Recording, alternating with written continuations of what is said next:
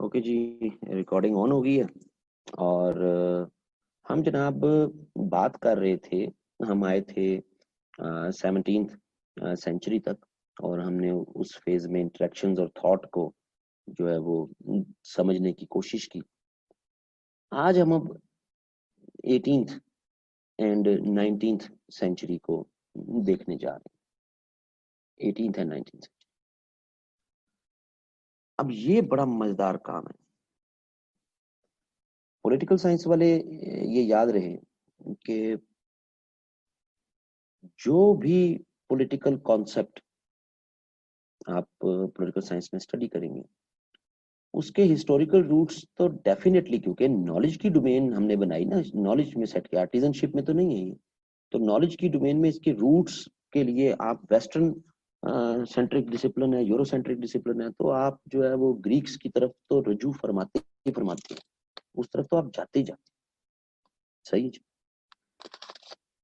अब 18th और 19th century में ये चीज ध्यान में रखिएगा कि जो आइडियाज जिस तरह ग्रीक्स ने इवॉल्व किए, चाहे उनको उन्होंने पसंद किया या उनको पसंद नहीं किया, लेकिन वो आइडियाज इवॉल्व हुए ग्रीक टाइम में। जिस तरह उन्होंने डेमोक्रेसी को पसंद नहीं किया, इवॉल्व हुई, लेकिन ग्रीक्स ने डेमोक्रेसी को पसंद नहीं किया। तो जिस तरह के आइडियाज ग्रीक्स ने इवॉल्व किए या उनके फिलोसफर से हो गए, 18th और 19th सेंचुरी में हम देखते हैं कि वो आइडियाज सेम डिट्टो उसी तरह नहीं रहे।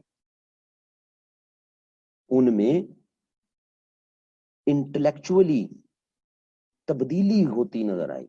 मसलन 18वीं 19वीं सदी की जमहूरियत वो नहीं है डेमोक्रेसी जो ग्रीक्स ने जिस तरह कॉइन की। फर्क है। इसी तरह इंटरेक्शंस के फेज में भी आपस के जो इंटरेक्शन हैं स्टेट्स के, एम्पायर्स के, उसमें भी वैसे आपको चीजें नहीं नजर आती हैं जिस तरह पास्ट में ग्रीक टाइम पीरियड में थी। जैसे कि डिप्लोमेसी के कॉन्टेक्स्ट में ग्रीक्स की यहाँ ऑर्गेनाइज्ड डिप्लोमेसी तो नहीं थी, वो तो करते थे ना प्रॉक्सिनी। सो 18th और 19th सेंचुरी में ऑर्गेनाइज्ड इंस्टीट्यूशनलाइज्ड डिप्लोमेसी आ गई। कंसेप्शन बड़े, आइडिया सेम ही है, लेकिन उसमें थोड़ी सी तब्दीलियां नजर आती हैं पॉजिटिव कॉन्टेक्स्ट में। तो ये एक चीज जहन में तो रखना बहुत जरूरी है जब आप 18th और 19th सेंचुरी को देखने जा रहे हैं। अब पहले इंटरेक्शंस को देख लेते हैं, फिर अगेन थॉट में आ जाएंगे। स्टेट्स इवॉल्व हो गई हैं, लेकिन यूरोप की स्टेट्स अब जिसमें पॉप का इन्फ्लुएंस, उसका अमल दखल slowly and gradually low down हो रहा है। अब 18th सेंचुरी में ये स्टेट्स आपस में compete कर रही हैं।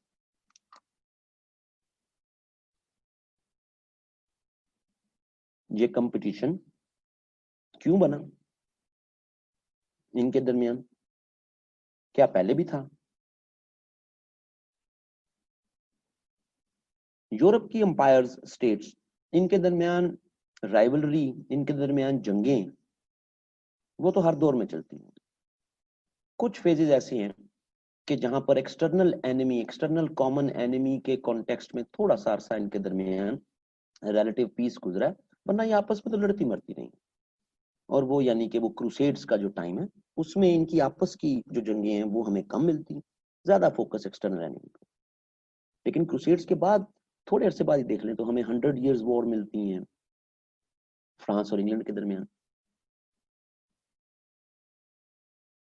फिर हमें सक्सेशंस के इशू पर, कौन कौन सी फैमिली रूल करेगी, उस पर लड़ाइयां मिलती हैं। फिर हमें 30 years वॉर में यूरोपियन आपस में लड़ते नजर आते हैं। लेकिन 17th सेंचुरी का एंड कर लें आप, 18th सेंचुरी में आप देख लें, तो इनके दरमियान जो राइवलरीज हैं, जो कंपटीशन हैं, अब वो पहले की निस्बत ज्यादा ऑर्गेनाइज्ड हो गई।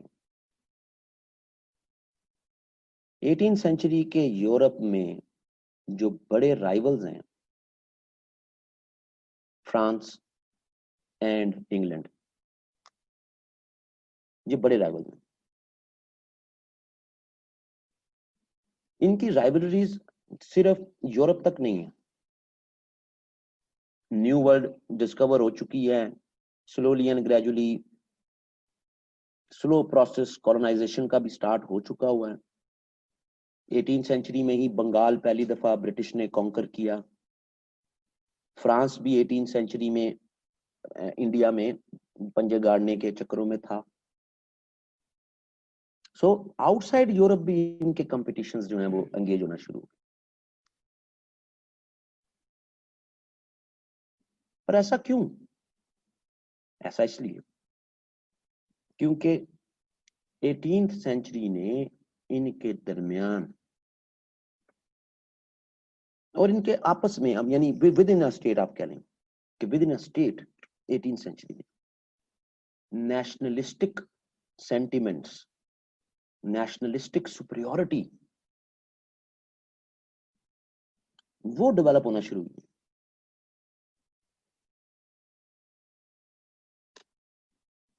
ये कैसे होगी? क्या ये पहले नेशनलिस्ट नहीं थे? ट्रीटी ऑफ वेस्टफेलिया से पहले भी इंग्लैंड था, उससे पहले भी फ्रांस था, उसके बाद भी फ्रांस है, इंग्लैंड है। तो ये नेशनलिस्टिक सेंटिमेंट्स पहले नहीं थे? तो पहले नहीं थे। पहले people were loyal towards the king, people were loyal towards the ruler.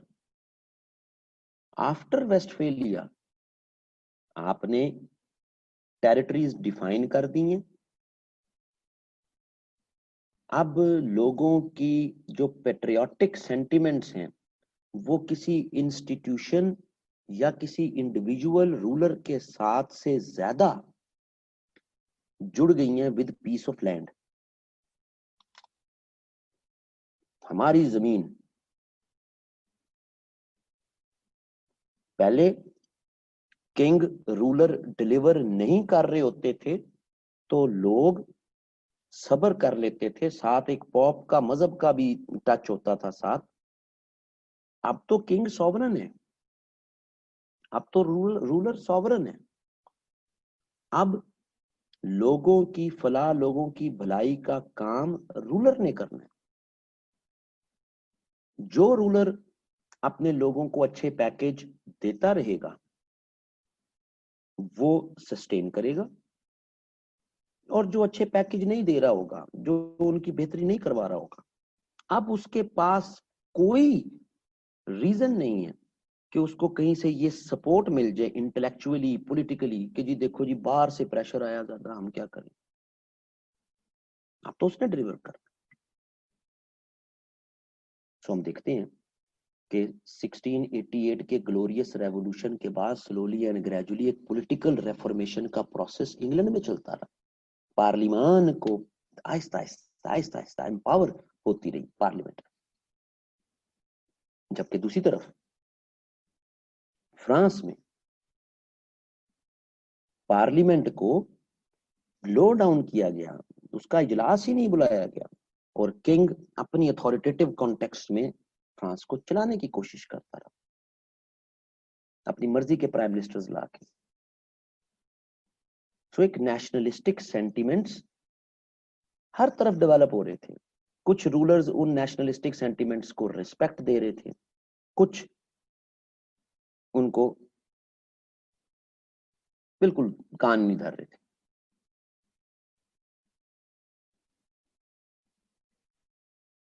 तो डोमेस्टिक कॉन्टेक्स्ट में एक नेशनलिस्टिक सेंटिमेंट्स। अब जहां जहां लोग डिमांड कर रहे हैं, तो आपने कोई हाईली इंडस्ट्रियलाइज्ड वर्ल्ड तो नहीं थी वो। दूर दराज के इलाकों में रिसोर्सेज एक्वायर करने हैं, या आपकी ज्योग्राफी, अब आप दूसरे मुल्क पे कब्जा तो नहीं कर सकते, लेकिन दूसरे मुल्क के रूलर्स वो आपकी फैमिली के हों या आपकी लाइक माइंडेड फैमिली के हों। तो 18 सेंचुरी में सक्सेशन की Wars, war of Spanish succession, 1750s की, 1750 की दिहाई की, स्पेन पे कौन रूल करेगा, इस पे इंग्लैंड और फ्रांस की प्रॉक्सी चलती रही।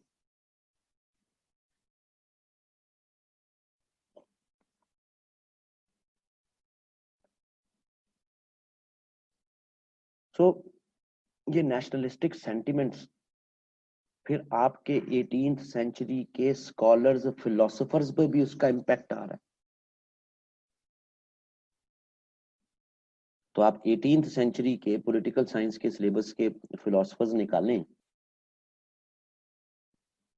तो वो अपने स्पेसिफिक कंट्री के कॉन्टेक्स्ट में उनका फलसफा ज्यादा एम्बेडेड है। बाहर उनको फिर बाद में जितनी स्टडी होती रही, लोग उनको ग्लोबलाइज लेवल पर ले गए। 18th सेंचुरी का मॉन्टेस्क, 18th सेंचुरी का रूसो, 18th सेंचुरी का वॉल्टेयर, 18th सेंचुरी का कंडोरसे, दिदिरो, इन सब पर फ्रांस की पॉलिटिक्स की बहुत गहरी छाप थी कि यार ऐसा नहीं होना चाहिए। 18th सेंचुरी का थॉमस पेन जो कि अमेरिकन कॉलोनीज में था, उस पर भी अमेरिकन कॉलोनीज में क्या हो रहा है, यानी इस फेज का पॉलिटिकल फिलोसोफर वो बहुत ज्यादा जो अपने सॉल्यूशंस दे रहा है वो स्पेसिफिकली अपनी उस टेरिटरी में रहने वाली, यानी उस टेरिटरी का कैसा सिस्टम होगा, जो बाद में आने वालों ने फिर उसको वर्ल्ड ओवर ग्लोबलाइज किया। ज्यादा इन्फ्लुएंस है ना, ऐसा नहीं है कि पिछलों का नहीं है, लेकिन इनका ज्यादा है। सो ये नेशनलिस्टिक सेंटिमेंट्स 18th सेंचुरी की पॉलिटिकल थॉट और थिंकर्स जो हैं उनमें भी जो है वो एक उसकी हमें वो नजर आती है, छाप नजर आती है, और अच्छी खासी नजर आती है।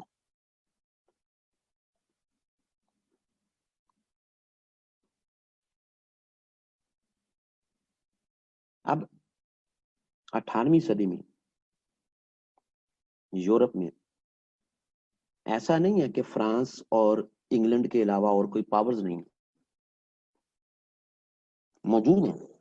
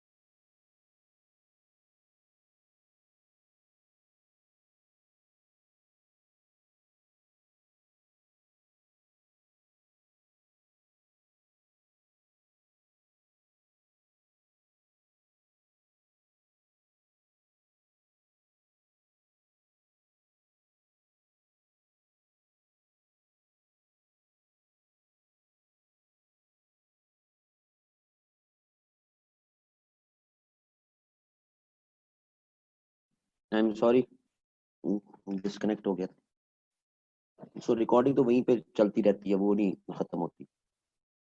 तो ऐसा नहीं है कि यूरोप में 18th सेंचुरी में और जगहों पर रूलर्स नहीं है, रूलर्स मौजूद हैं। रशिया एक बड़ी एम्पायर है 18th सेंचुरी की। ऑस्ट्रो हंगेरियन एम्पायर जो आज ऑस्ट्रिया अलहदा हो गया, हंगरी अलहदा हो गया, ये भी मौजूद है अपनी जगह। फिर याद है हमने जर्मन सिटी स्टेट्स, ये जर्मन स्टेट्स की बात की थी।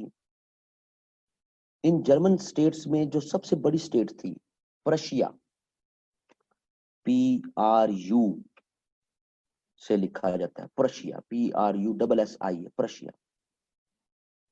ये प्रशिया ही है कि आगे जब जर्मन एक हुए, यूनिफाइड हुए 19th सेंचुरी में, तो वो under the leadership of Prussia ही हुए। ऐसा नहीं है कि पावर्स नहीं थी, पावर्स मौजूद थी,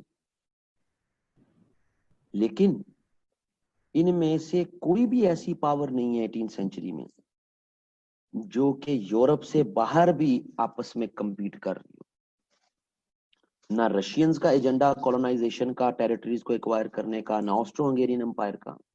और स्पेन का तो 16th सेंचुरी में डिक्लाइन हो गया था, स्पेनिश आर्मेडा, वो मेरा अमेरिकन हिस्ट्री वाला लेक्चर आप देख लीजिएगा। तो 18th सेंचुरी में इनकी आपस की जो राइवलरी है इंग्लैंड की और फ्रांस की, ये इसका इम्पैक्ट सोसाइटी पर भी, इंटेलेक्चुअल्स पर भी वो हो रहा है। हाँ, फर्क ये है कि ब्रिटिश अंपायर या British state eight that time वो अपने लोगों को, जो इंग्लैंड की चार दीवारी में, ग्रेट ब्रिटेन की चार दीवारी में, at that time United Kingdom का आइडिया बन गया था। 1707 में यूनाइटेड किंगडम का आइडिया डेवलप हो गया था, जिसमें Northern Ireland, Scotland, Wales, England सब मिला के United Kingdom, UK. So UK अपनी चार दीवारी में अपने लोगों को फैसिलिटेट कर रही है, लेकिन जो उसकी अमेरिकन कॉलोनीज हैं वहां पर जरा उसका सख्त हाथ है। फ्रांस ऑन द कंट्री अपनी ही चार दीवारी में अपने लोगों को फैसिलिटेट नहीं कर पा रहा। सो इनके दरमियान जो जंगें हुई हैं 18th सेंचुरी में, उसने आपका 19th सेंचुरी का फिर ऑर्डर एस्टेब्लिश किया कि कौन सी स्टेट यूरोप को डोमिनेट करेगी। आप 18th सेंचुरी की इनकी आपस की डायरेक्ट और इनडायरेक्ट वॉर्स देख लें, हर जगह फ्रांस ही आ रहा है। मसलन Carnatic Wars were fought in India between France and England. France हार गया, रिजल्टेंटली इंडिया में ब्रिटिश को ज्यादा स्पेस मिल गई मूव करने की। 18th सेंचुरी में Indo France war, France and red Indians American areas के, इन्होंने मिलके अमेरिकन और ब्रिटिश ट्रुप्स के साथ जंग की। अमेरिका उस वक्त जाहिर है ये 13 कॉलोनीज जो मुख्तलिफ थी, ये सारी अमेरिका जो है उस वक्त एक अमेरिका तो नहीं था, तो ये जो कॉलोनीज थी ये ब्रिटिश के कंट्रोल में थी। तो अमेरिकन कॉलोनीज और ब्रिटिश ने मिलकर, वो भी फ्रांस हारा। फिर war of Spanish succession, Spain के ऊपर जो है वो वॉर ऑफ स्पेनिश सक्सेशन, ये जीत तो गया फ्रांस, लेकिन इसकी इकोनॉमिक कॉस्ट बहुत ज्यादा हुई।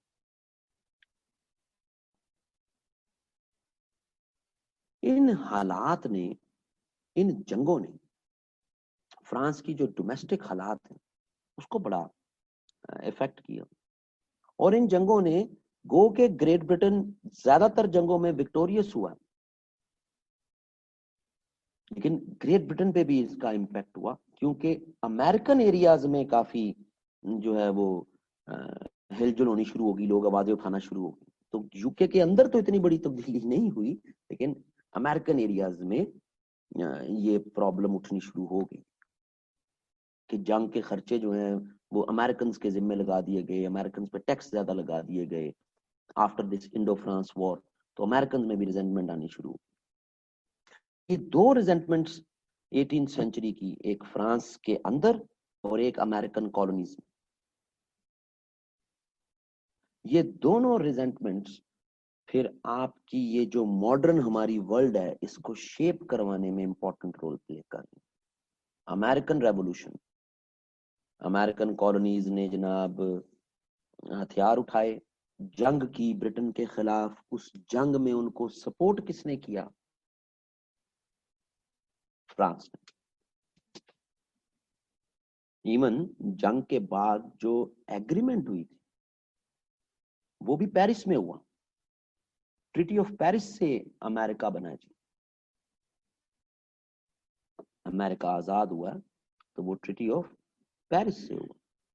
स्टैच्यू ऑफ लिबर्टी जिसको आप कहते हैं, तो स्टैच्यू ऑफ लिबर्टी वो जनाब फ्रेंच ने गिफ्ट की अमेरिकन को।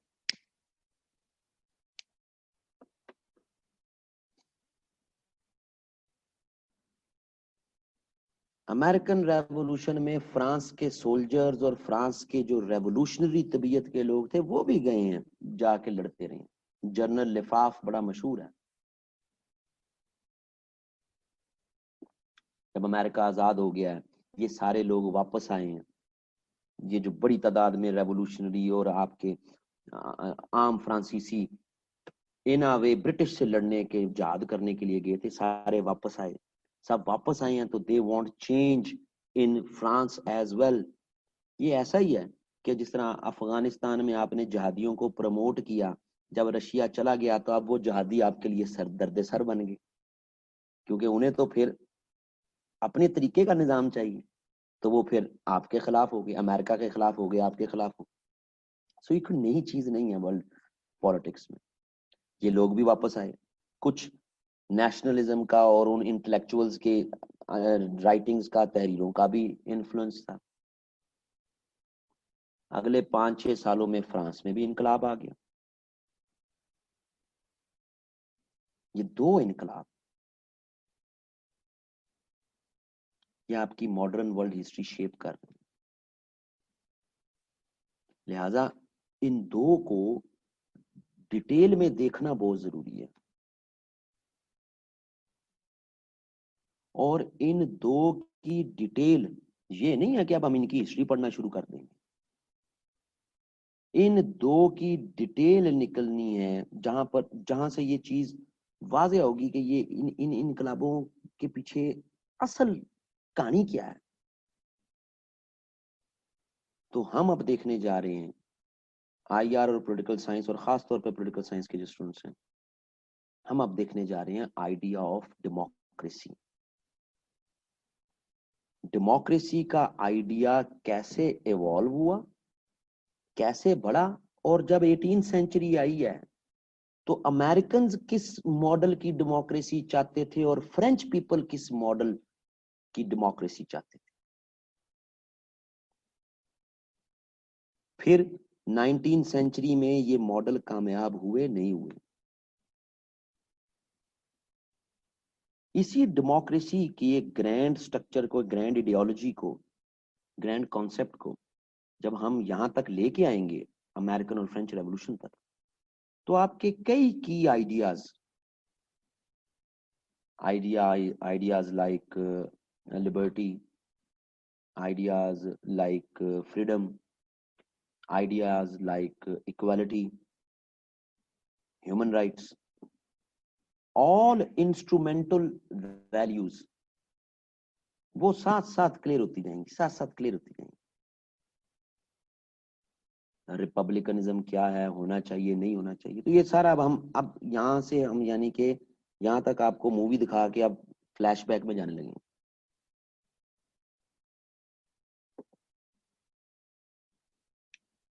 Democracy,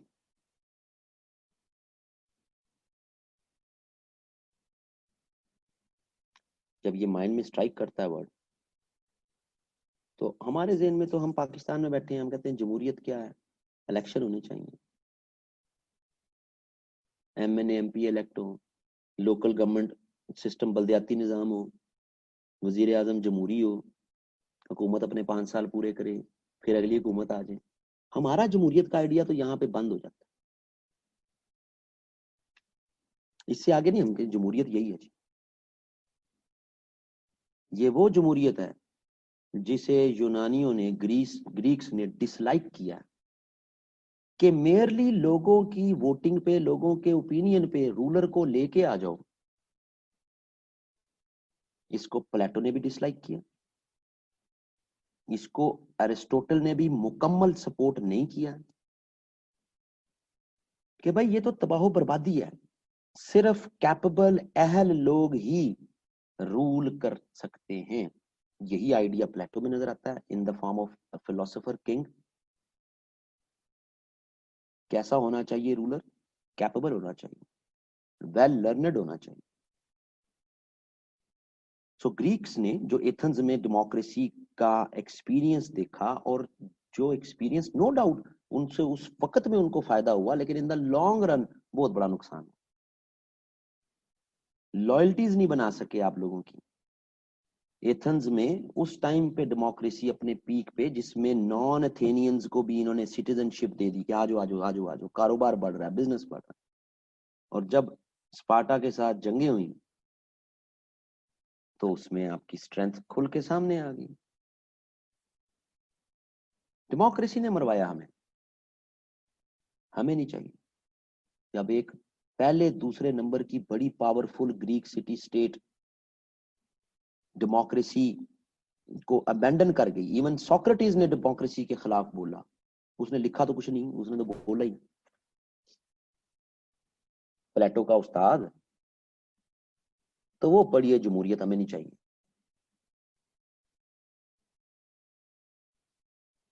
rule demos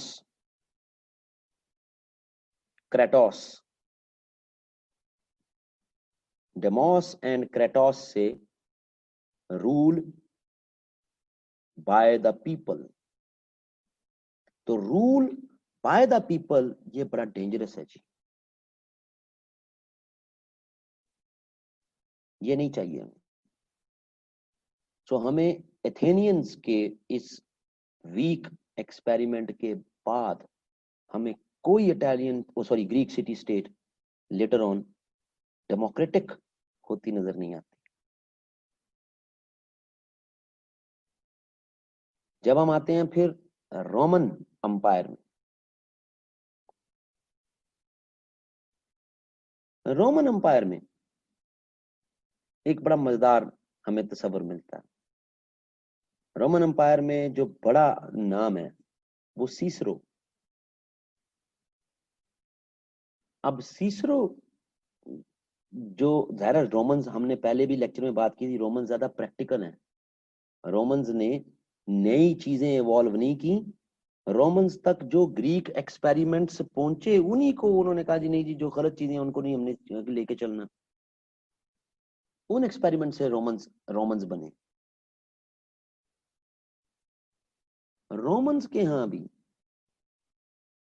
rule by the people नहीं होने देना।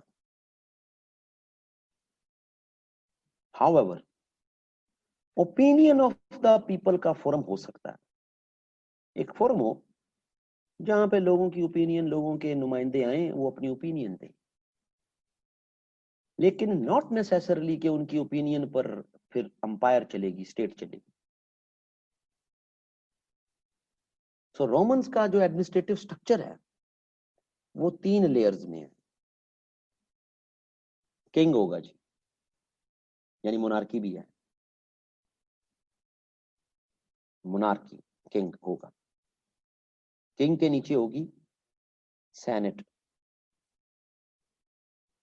सेनेट में आपके लर्नेड पीपल होंगे, यानी एक रिपब्लिकन, एक जमहूर का आइडिया हल्का सा मौजूद है, सेनेट भी होगी। और सेनेट से नीचे होगी काउंसिल। काउंसिल में लोगों के नुमाइंदे आके बात करें। लेकिन जो असल मकसद था रोमन्स का वो यही था कि काउंसिल में आके चीजें डिस्कस हों, सेनेटर्स मुशावरत किंग के साथ करें, ताकि पूरी एम्पायर में जहां जहां पर भी अगर कहीं कोई बागी सेंटिमेंट्स हैं, कोई इश्यूज हैं, तो हम उनको पहले ही गेज कर लें, पहले ही डिटरमिन कर लें। बीच में कुछ रोमन किंग्स के खिलाफ बगावतें हुई, उनको हटा दिया गया। वो ऐसे फेज हैं जहां पे रोमन अंपायर की जगह रोमन रिपब्लिक का वर्ड लगा के तारीखदान हिस्टोरियन हमें समझाते हैं कि रोम रिपब्लिक बन गई, जमहूर होगी। रिपब्लिक क्या है? जमहूर।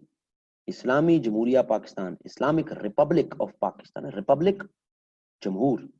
रिपब्लिक का एसेंशियल आइडिया ये है कि इस रूलर के बाद जरूरी नहीं है कि अगला रूलर डिवाइन राइट के कॉन्टेक्स्ट में इसकी औलाद में से बने, वो कोई भी और हो सकता है, उसका मैकेनिज्म भी उसको लाने का कुछ भी हो सकता है, लेकिन जरूरी नहीं है कि उसका बेटा ही हो। और अगर उसका बेटा होगा भी तो वो कोई ना कोई कंसेंट, रजामंदी का फोरम होगा जिसमें से वो आगे आएगा। हमजाली बात समझ आ रही है? मसलन मैं आसान जुबान में आपको बता देता हूँ, आप लोगों ने वो पद्मावत मूवी तो देखी होगी।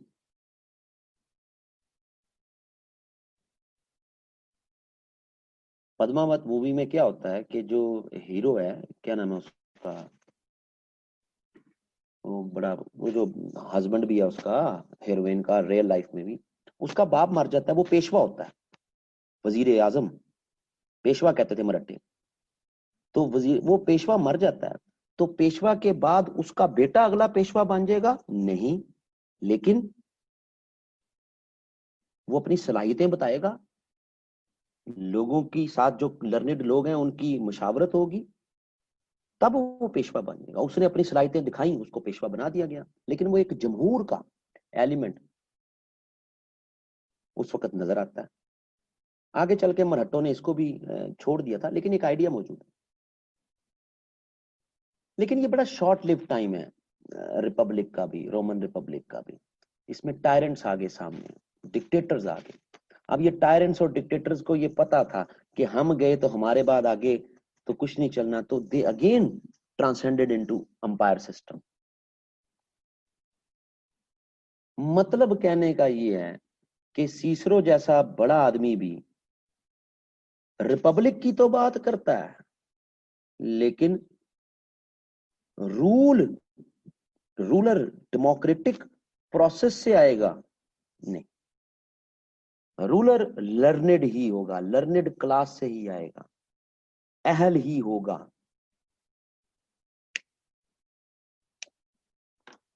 अब के पाकिस्तान में तो आप वाज़िया तौर पे देख सकते हैं ना कि अहल क्या होता है।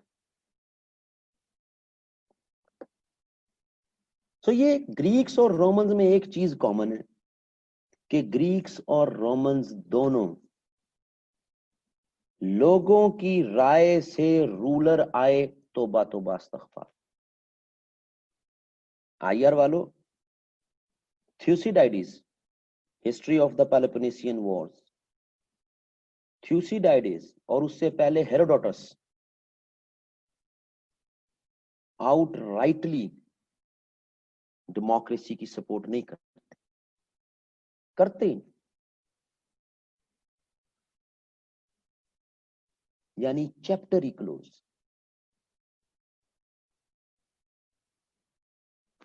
जब रोमन्स डिक्लाइन की तरफ जा रहे हैं तो उस वक्त यूरोप में पॉप सरफेस हो रहा है, ऐसा ही है। यही हमने बात की ना, पावर पॉप की तरफ जा रही है। और दूसरी तरफ मिडिल ईस्ट में इसी 7th और 8th सेंचुरी में मुस्लिम रूल भी एस्टैब्लिश हो रहा है, इस्लाम का। सही। हेरोडोटस। अब ये जो वेस्ट में पॉप का इन्फ्लुएंस बनना शुरू हुआ, सो वहां भी वो डेमोक्रेसी, वो हेट्रेड कि जनाब लोग डिसाइड कर लेंगे, हर कोई डिसाइड कर लेगा, वो नहीं।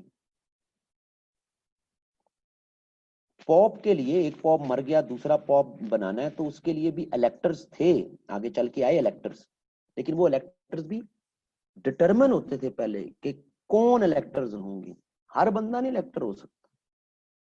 और बाकी नीचे रूलर्स तो डिवाइन राइट पे चल रहे हैं ना, बादशाह के बाद उसका बेटा, फिर उसका बेटा, फिर एक बादशाह खत्म होगी, दूसरी आ गई, उसका बेटा, फिर उसका बेटा, फिर उसका बेटा। और पॉप आगे चल के इलेक्ट हो रहा है, आज भी इलेक्ट होता है पॉप, लेकिन क्या सारे क्रिश्चियंस वोट करते हैं? इलेक्टेबल्स हैं सर्टन, जो डिटरमिन हो जाते हैं पहले कि ये वो अहल लोग हैं कि जो अपनी राय दे के एक सबसे अहल आदमी को पॉप बनाएंगे। सही। सो आज जो हम डेमोक्रेसी देखते हैं ना, वन मैन वन वोट, जाके 18 साल की उम्र वाला जाके वोट डाल के आ गया, चाहे पढ़ा लिखा है चाहे जाहिल है, ये तो डेमोक्रेसी कभी सोची भी नहीं गई, वहमो गुमान में भी नहीं आई। ऐसी जमहूरियत खतरनाक है। प्लेटो लिखता है ना कि भाई लर्नेड बंदे का ओपिनियन, और जनाब जो बंदे ने कभी जिंदगी में कभी कुछ लर्न किया नहीं, उसका ओपिनियन कैसे एक हो सकता है? मुस्लिम रूल में आ जाए, मुस्लिम रूल में भी लर्नेड की काउंसिल, लर्नेड पीपल, वो डिसाइड करते थे आपके मामला। कुछ तो नॉमिनेशन पे आ जाते थे, रूलर्स आपके नॉमिनेट हो गए, और कुछ शूरा में वोटिंग के जरिए। लर्नेड पीपल, हजरत उस्मान और हजरत अली का जो थर्ड कैलिफ पे जो था, वो शूरा ने इलेक्शन किया ना जी। थोड़े लोग थे लेकिन उन्होंने इलेक्शन किया उनके दरमियान। आम आदमी ने क्या करना है?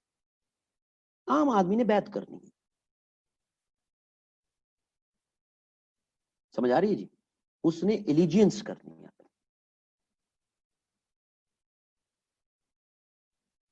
पहले आपके 4 कैलिफ्स के बाद मुस्लिम रूल भी उसी पैटर्न पर ट्रांसेंड हो गया जो मोनार्किकल डायनेस्टिकल पॉलिटिक्स का पैटर्न था। बाप फिर बेटा, फिर बेटा, कभी भाई, कभी बाप, कभी बेटा। एक कैलिफेट यानी एक रूल खत्म हुआ तो दूसरे आ गए, फिर वहां पे भी एक भाई, दूसरा भाई, फिर एक का बेटा, फिर बेटा, फिर बेटा, फिर बेटा। ऐसा ही है ना?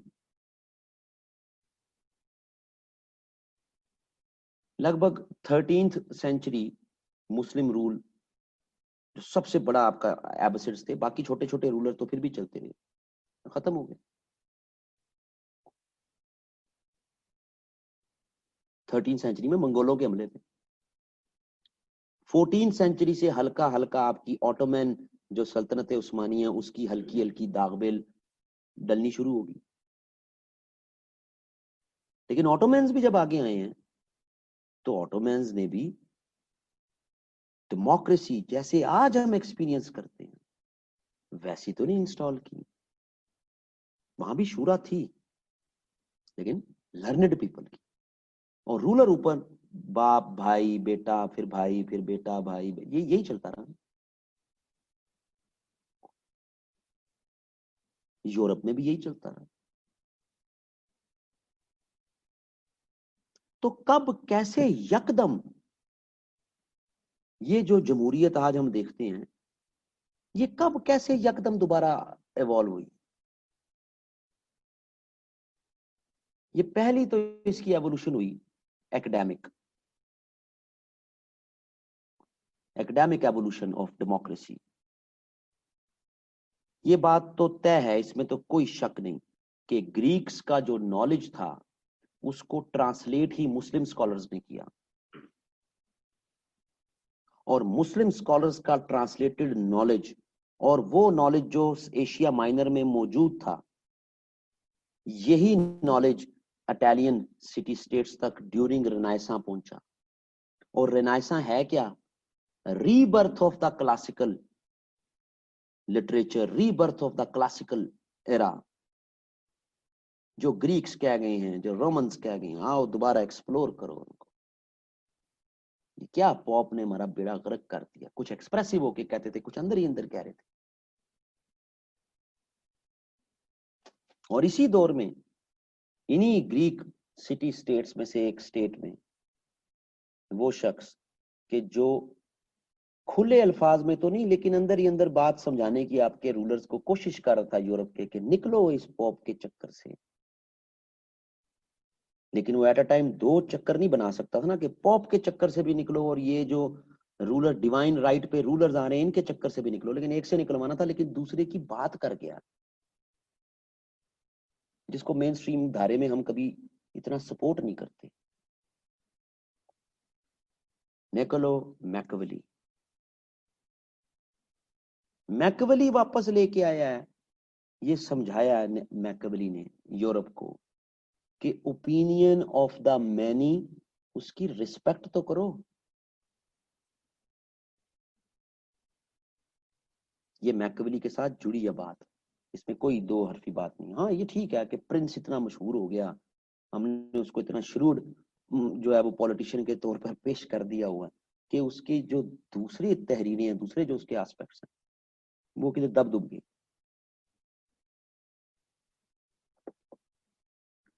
सो ये 15th सेंचुरी का मैकवली है, 15th सेंचुरी का, जो आपको ओपिनियन ऑफ द मैनी को एटलीस्ट मलूजे खातर तो रखो। यहां तक बात समझ आई है?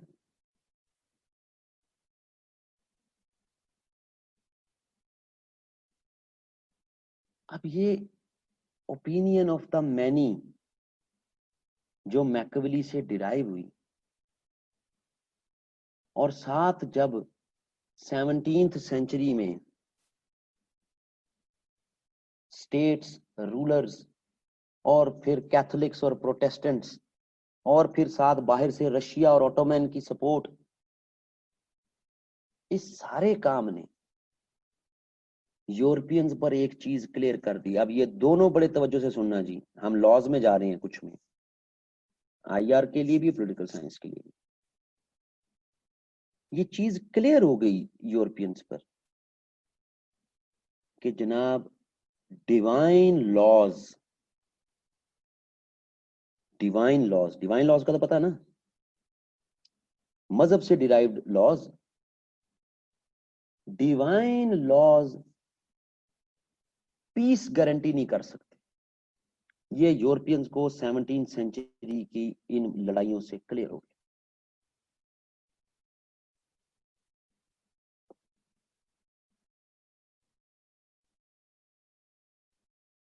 क्योंकि अगर डिवाइन लॉ पीस करते तो क्रिश्चियन ही लड़े ना आपस में, चाहे जिस भी जो भी इख्तलाफ थे, जो भी इश्यूज थे, लड़े तो क्रिश्चियंस ही आपस में।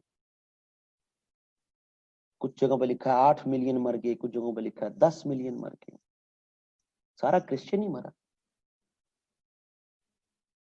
और इन लड़ाइयों में लोगों के, आम आदमी के हकूक पामाल हुए, आम आदमियों के खेत उजड़ गए, आम आदमी भूख से मरा। उसको उसकी मर्जी के खिलाफ रूलर्स ने तलवारें तीरें पकड़ा के जनाब लड़ो, तो उसकी अपनी फ्रीडम ऑफ चॉइस, उसकी अपनी लिबर्टी कहां गई?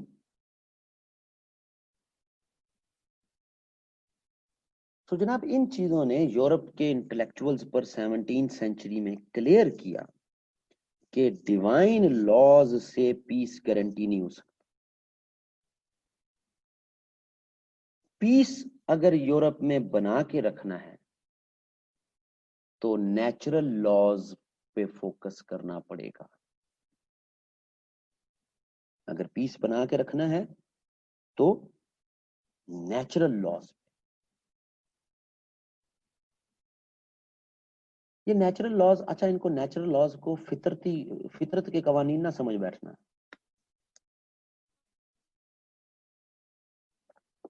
ये नेचुरल लॉज जो कि इंसान के साथ उसके हकूक, उसके बुनियादी पैदाइशी हकूक, उन पे फोकस कर।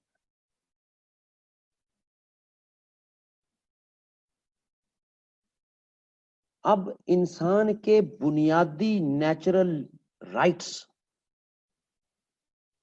अगर इन पे फोकस करना है तो रूलर लोगों की मर्जी और मंशा के मुताबिक आना चाहिए, क्योंकि वही रूलर वो होगा जो लोगों के नेचुरल राइट्स को प्रोटेक्ट करेगा। एक स्लोली एंड ग्रेजुअली एक तहरीक इवॉल्व होना शुरू हुई। ऐसा नहीं कि काउंसिल्स वगैरह थी नहीं, इंग्लैंड में भी काउंसिल थी लेकिन ऊपर बादशाह होता था, फ्रांस में भी काउंसिल थी लेकिन ऊपर बादशाह होता था।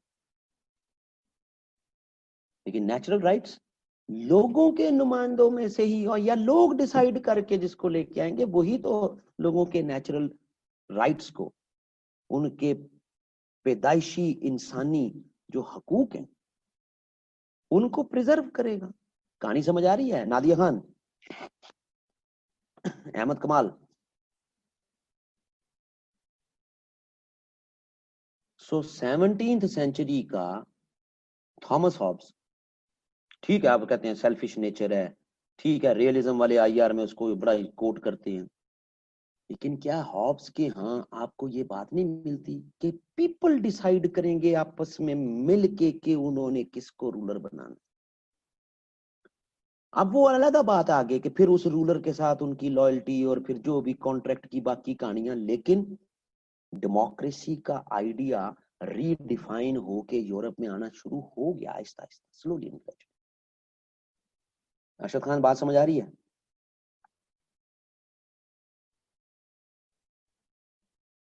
यही चीज आपको 17th सेंचुरी के, यही नेचुरल लॉज का आइडिया आपको एक और स्कॉलर के यहां मिलता है। आईआर वालों, वो तुम जरा ये गौर से सुन लेना। होगो ग्रेशियस। होगो ग्रेशियस। होगो ग्रेशियस ये कहता है, 17th सेंचुरी से इवॉल्व हो रहा है ये आइडिया, कि जिस तरह एक स्टेट के अंदर अगर आपने नेचुरल लॉज के तनाजुर में कवानीन बना के लोगों के नेचुरल राइट्स को प्रोटेक्ट करना, तो स्टेट्स भी आपस में, ये एम्पायर्स भी आपस में एक दूसरे को ऐसे ही डील करें। इनके दरमियान भी कुछ ऐसे नेचुरल लॉज पर मबनी ट्रीटीज, लॉज डेवलप हों जिनको ये आपस में अबाइड बाय करें, ताकि एक दूसरे के साथ पीसफुली रह सकें। यहीं से तो इवॉल्व हुआ आइडिया ऑफ इंटरनेशनल लॉ। लेकिन वो हमारी हासिल बहस नहीं है, पासिंग रेफरेंस में आ गया तो ग्रेशियस भी बता दिया। सही है। लेकिन ये आइडिया जब आप इसको फर्दर आगे डिग करते जाएं, तो जनाब अगर आप जो ऑर्गेनाइजेशंस बनाते हैं जिसमें तमाम की पार्टिसिपेशन होती है, वो भी तो एक डेमोक्रेटिक स्पिरिट पे चलने वाली चीज है ना। लेकिन वो एक अलग डिबेट। इसी 17th सेंचुरी का जॉन लॉक, वो तो प्रॉपर कह जाता है ना, नेचुरल राइट्स प्रिजर्व करो। जो प्रिजर्व करवाएगा वही रूलर होगा। ये समझ आ रही बात की? सो जनाब, ये जो नेचुरल राइट्स हैं, ये एक आदमी, एक रूलर प्रोटेक्ट करवा ही नहीं सकता। इदारे बनाओ, यही तो कहता है जॉन लॉक। इदारे बनाओ, उन इदारों के जरिए, उन इंस्टीट्यूशंस के जरिए, एग्जेक्टिव लेजिस्लेचर, इन इदारों के जरिए नेचुरल राइट्स प्रिजर्व होंगे। और जो बेहतर प्रिजर्व करेगा वो हुक्मरानी का अहल होगा। लेकिन इंग्लैंड में क्या हुआ, इससे पार्टी सिस्टम वजूद में आया। पार्टीज, हाँ भाई हम ज्यादा अहल हैं, हम जी हम ज्यादा अहल हैं। लेकिन ये अहलियत इनकी क्या हो गई, रूल करने की तो हो गई, लेकिन इससे ऊपर मोनार्क को, रूलर को खत्म नहीं किया। एक कॉन्स्टिट्यूशनल मोनार्की का आइडिया आ गया। मोनार्क की पावर्स कम करके उनको पार्लिमान में लेके आए, और वहां पर जो हुकूमत बनेगी वो कैपेबल होगी रूल करने की, लोगों के नेचुरल राइट्स को प्रिजर्व करने की।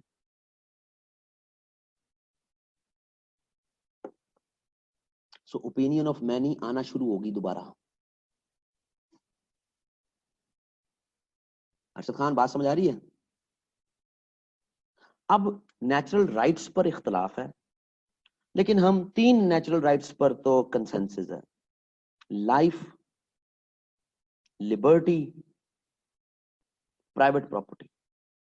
इस पे तो है कि जो भी आएगा वो लोगों की लाइफ होगी, सिक्योरिटी प्रोवाइड करेगा ना जी। लिबर्टी,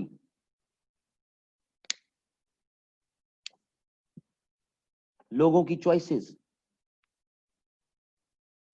लोग अपनी चॉइसेस में आजाद होंगे, बस उनकी चॉइसेस से किसी और को मसला ना हो। प्राइवेट प्रॉपर्टी, लोगों के माशी मामलात में रूलर्स इंटरफेयर नहीं करेंगे।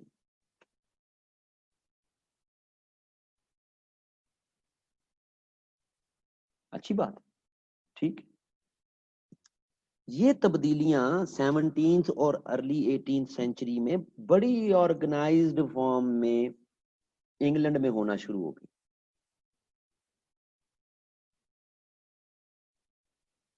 सही है बात? अब आइडिया जो है ना जी वो ट्रेवल करता है, आइडिया ट्रेवल करता है। ये क्या बात हुई, आइडिया ट्रेवल करता है? हम लाहौर में, हमारी एकेडमी है, तो लाहौर में स्टूडेंट्स आते हैं पूरे पाकिस्तान से। जब वो 2 4 5 6 महीने साल लाहौर में रहने के बाद अपने इलाकों में वापस जाते हैं, लेट से वो जिस इलाके में वापस गए हैं वो बड़ा अंडर डेवलप्ड एरिया है, सड़कें भी टूटी फूटी हैं, सफाई का निज़ाम भी ठीक नहीं है, निकासी का निज़ाम भी ठीक नहीं है, हेल्थ की बुनियादी सहूलियात भी ठीक नहीं है, तो वो वहां उस इलाके में जाके क्या कहेगा कि यार कम से कम ये मसले नहीं है लाहौर में, और बड़े मसले हो सकते हैं लेकिन ये मसले नहीं है लाहौर में, जो बुनियादी जरूरियात हैं वो यार ठीक है, बेहतर है, बहुत अच्छी नहीं है लेकिन बेहतर है। ये क्या हुआ है, ये ट्रैवल ऑफ आइडिया हुआ है। समझ आ रही? वहां से आगे और बंदों को पता लगेगा, और को पता लगेगा, और आगे फैलती जाएगी बात।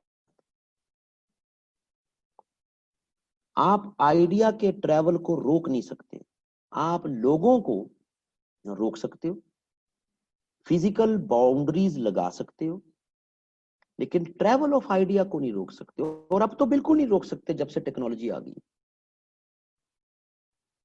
यानी जो शख्स लाहौर आया अब उसको वापस ना भेजो, लेकिन वो मोबाइल के जरिए अपने इलाके में अपने दोस्त को तो बता देगा ना कि लाहौर में ये चीजें बेहतर हैं, ये चीजें खराब हैं, हमारे इलाके में ये चीजें बेहतर हैं, ये चीजें खराब हैं। ट्रैवल कर गया आइडिया। सो जैसे जैसे इंग्लैंड में स्लो एंड ग्रेजुअल ये opinion of many, opinion of the people को इनकॉर्पोरेट किया जा रहा था, और उसके मद्दे मुकाबल के फ्रांस को देखें तो उसमें opinion of the many, opinion of the people को दबाया जा रहा था।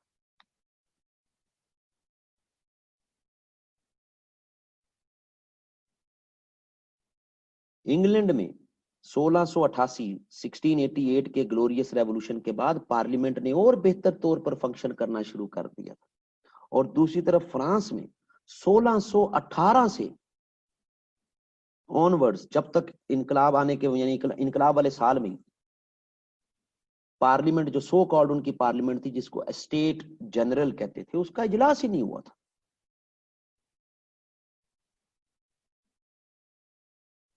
तो ट्रैवल ऑफ आइडिया हो रहा है, फिलोसोफर्स भी देख रहे हैं, फिर 18 सेंचुरी के फिलोसोफर्स उन चीजों से इंस्पायर होके काम भी कर रहे हैं। तो चिंगारी तो जलेगी ना जी। लेकिन अभी इस चिंगारी को जलाने से पहले थोड़ा सा हमने और इस डेमोक्रेसी के प्रोसेस को एक्सप्लोर करना है, फिर वापस आना है इस अमेरिकन और फ्रेंच रेवोल्यूशन पे।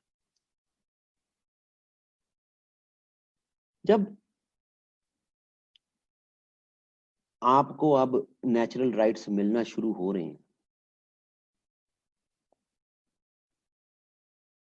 हुकूमतें बन रही हैं, ऊपर बादशाहत है, वो मौजूद है, वो कहीं खत्म नहीं हुई है, कहीं नहीं खत्म हुई यूरोप में कि जी बादशाहत को आपने खत्म कर दिया हो। यानी 17 से 18 सेंचुरी में आप आ रहे हैं। एक थोड़ा सा एक्स्ट्रा ऑर्डनरी एपिसोड है जब ओलिवर क्रॉमवेल की डिक्टेटरशिप आई थी, लेकिन वो भी 8 10 साल से ज्यादा नहीं चली, फिर बादशाहत आ गई इंग्लैंड में। वो भी ग्लोरियस रेवोल्यूशन से पहले की बात है, यानी 1688 से पहले की बात है, वो 1650 40 50 की दिहाई की बात है।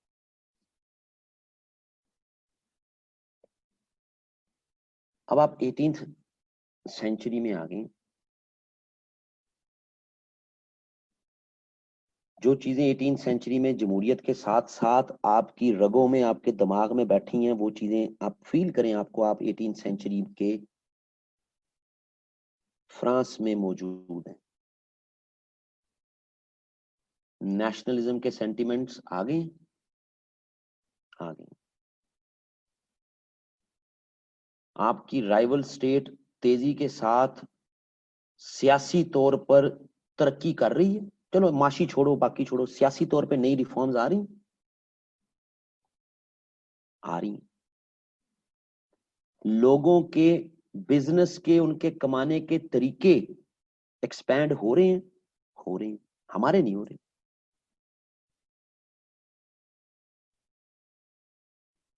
हमारे जो इंटेलेक्चुअल फिलोसफर्स हैं वो हाईलाइट कर रहे हैं, पिन पॉइंट करते जा रहे हैं। कुछ कह रहे हैं इदारे मजबूत करो, कुछ कह रहे हैं जमहूरियत, जमहूरी निजाम लेके आओ, कुछ कह रहे हैं किंग नोबल्स अकाउंटेबल होने चाहिए।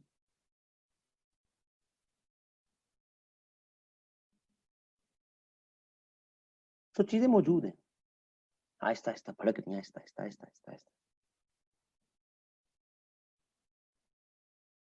अब इन हालात में हम सब फ्रांसीसी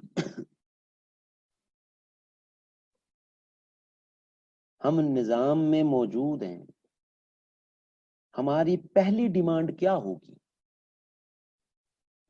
हमारी पहली गुजारिश क्या होगी किंग से, कि वो जो स्टेट जनरल है जिसका इजलास 1618 से आज तक नहीं बुलाया गया, बराए मेहरबानी उसका इजलास बुलाया जाए, उसमें हम अपनी बातें रखें, आपके हजूर हमारी बातें पहुंचे। समझ आ रही है जी? ताकि हमारे मसाइल हल कर सकें। आप नहीं करने हल, आपकी हुकूमत ने करने। हम कब कह रहे हैं कि कोई बाहर से किसी ने आके करने, लेकिन स्टेट जनरल 1618 में जो उसके मेंबर थे वो कोई जिंदा तो नहीं होगा ना अभी, वो रिकॉन्स्टिट्यूट होगी ना। तो उसके लिए किसी ना किसी पैमाने के, हमें उसकी डिटेल में जाने की जरूरत नहीं है, किसी ना किसी पैमाने पे कोई ना कोई इलेक्शन का प्रोसीजर तो होगा ना। अब वो जो स्टेट जनरल है फ्रांस की, देखा मैंने जिस तरह कहा था ना, हम जमहूरियत के एक सफर से होके जब फ्रेंच रेवोल्यूशन और अमेरिकन रेवोल्यूशन को समझने जाएंगे तो हमें चीज समझ आएगी। और उसके बाद अगली बात भी फिर जो हमने लिबर्टी की और यूटिलिटेरियनिज्म की, उनको भी साथ फिर इनकॉर्पोरेट करेंगे। अब जनाब, फ्रांस की स्टेट जनरल इंग्लैंड की हाउस ऑफ कॉमन्स और हाउस ऑफ लॉर्ड्स जैसा काम नहीं था।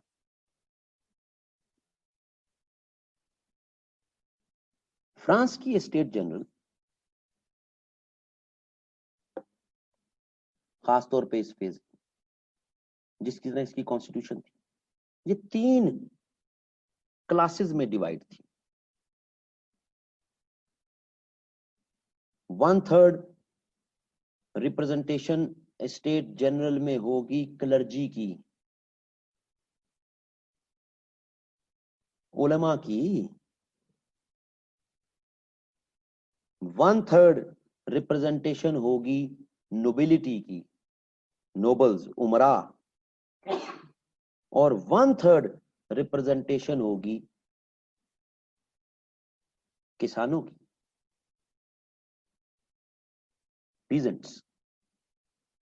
क्योंकि जैसा 1618 में था, कोई 1618 में कोई फ्रांस में कोई इंडस्ट्री तो थी कोई नहीं। 1618 का फ्रांस कोई कोई जो है वो बिजनेस हब तो था कोई नहीं, कोई ट्रेडिंग हब तो था कोई नहीं 1618 का, या उससे पहले का। कोई कमर्शियल एक्टिविटीज अपने पीक पे तो थी कोई नहीं, कोई मिडिल क्लास टाइप की चीज तो थी कोई नहीं। या चर्च के लोग थे, या उमरा थे, और या गरीब किसान था। तो ये 3 पैरल। अब इसमें जो इंग्लैंड में हो रहा है वो हो रहा है हाउस ऑफ कॉमन्स है।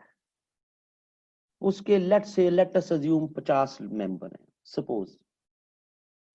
तो उसमें जनाब वोटिंग होगी डिसीजन पे, इशू पे, सिंपल मेजोरिटी।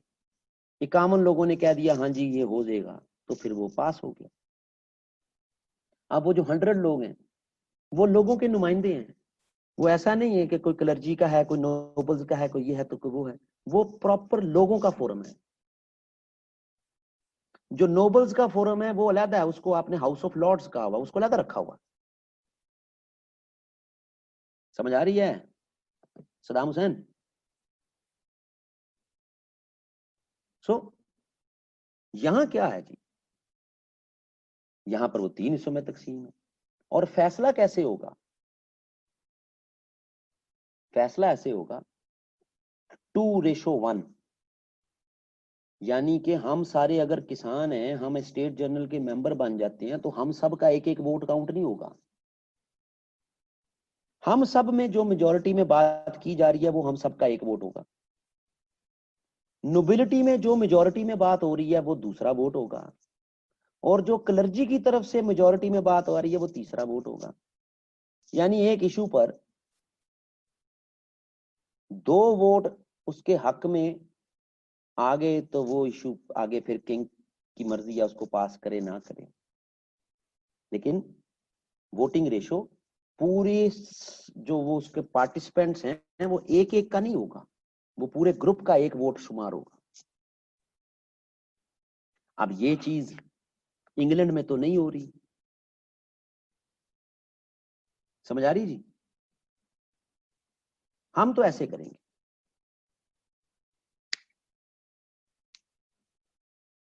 अब लोगों में सेंटिमेंट्स बड़े हुए हैं, फ्रांस के खर्चे पूरे नहीं हो रहे, इतनी जंगों में फ्रांस ने उजाड़ लिया अपने आप को, और फिर फ्रांस का रूलर्स और जो हाई रॉयल क्लास थी उसके खर्चे इतने ज्यादा थे, नीचे लोगों के पास जो है वो मौके बड़े कम थे।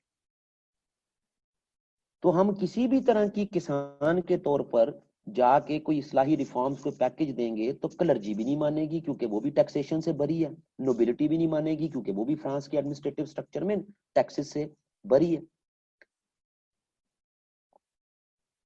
तो हमें फायदा क्या होगा ऐसे स्टेट जनरल का जिसमें हर ग्रुप अलग अलग है? ठीक है जलाल हसन, बुलाओ इकट्ठा इजलास, बात होगी उस बराबरी की वोटिंग पे बात करो, उसी पैटर्न पे जिस तरह हाउस ऑफ कॉमन्स में होता है। अच्छा अब ये ना सोचना किस तरह तो सारे क्लर्जी एक वोट कर देंगे, नोबल एक वोट, नोबल्स में भी डिवीजन थी काफी हद तक। जो फ्रांस के नोबल्स थे वो लोगों के साथ मिलना शुरू हो गए थे, क्यों? क्योंकि किंग और जो एडमिनिस्ट्रेशन थी वो ये सोचना शुरू हो गई थी कि अपने खर्चे पूरे करने के लिए हमें क्लर्जी पे तो लगा नहीं सकते टैक्स, नोबल्स पे लगाओ, नोबल्स को रिस्ट्रिक्ट करो, नोबल से लैंड वापस लो, इनको टैक्सेशन करो। तो काफी नोबल्स लोगों के साथ और फिलोसफर्स इंटेलेक्चुअल्स के साथ जुड़ना शुरू हो गए। इसीलिए तो कहते हैं कि फ्रांस का रेवोल्यूशन फ्रांस के गर्म हमामों में, सैलून्स में, अब सैलून में आम आदमी ने तो नहीं जाना, सैलून्स में पादरियों ने तो नहीं जाना, बड़े बड़े गर्म हमाम, ये मुगल भी बनाते थे हिंदुस्तान में बड़े बड़े हमाम, तो ये सैलून्स में जो है वो हुआ। सही है जी? तो सैलून्स में नोबल्स, तो बुलाओ इकट्ठा इजलास, और बुला के इकट्ठा इजलास जो है वो बात हो। अब ये चीज बड़ी प्रॉब्लमेटिक थी फॉर किंग। ना तो वो क्लर्जी को, नोबिलिटी को नाराज करना चाहता है, ना वो पीपल को नाराज करना चाहता है, बीच मंझधार में फंस गया। लेकिन ये जो आवाजें आ रही हैं ये आवाजें जमहूरी है ना, बुलाओ सबको इकट्ठा, हर बंदे का एक वोट होगा। ये जो अलग अलग वोट है कि पेजेंट्री का एक वोट, पूरी का नोबिलिटी का एक वोट और क्लर्जी का एक वोट, इकट्ठा करो। नहीं किया गया इकट्ठा। जब नहीं किया गया इकट्ठा तो जितने लोग इकट्ठे होने थे बादशाह के जो उस महल के बाहर इकट्ठे हुए और उन्होंने जनाब जीने मरने की कस्में खा ली, जिसको वो कहते हैं ना right of citizenship and man, oath of tennis court.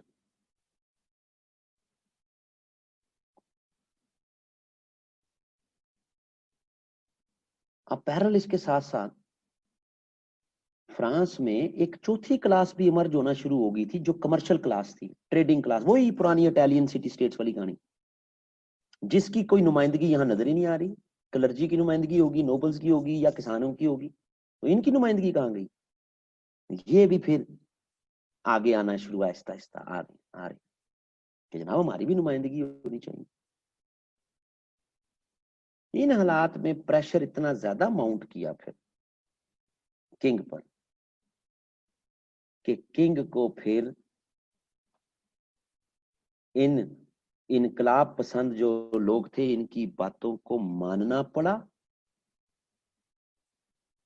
एक ऐसा नेशनल कन्वेंशन बुलाना पड़ा कि भाई ठीक है, आप लोग जो आइन बनाएंगे ठीक है, मैं उसको फिर उसको साइन कर देता हूं। यानी वही चीज जो ब्रिटेन में 1688 में हुई 100 साल पहले, लेकिन अब वही चीज फ्रांस में होने जा रही है। लेकिन किंग मुकम्मल राजी नहीं है, लेकिन जमहूरी अमल नजर आना शुरू हो गया।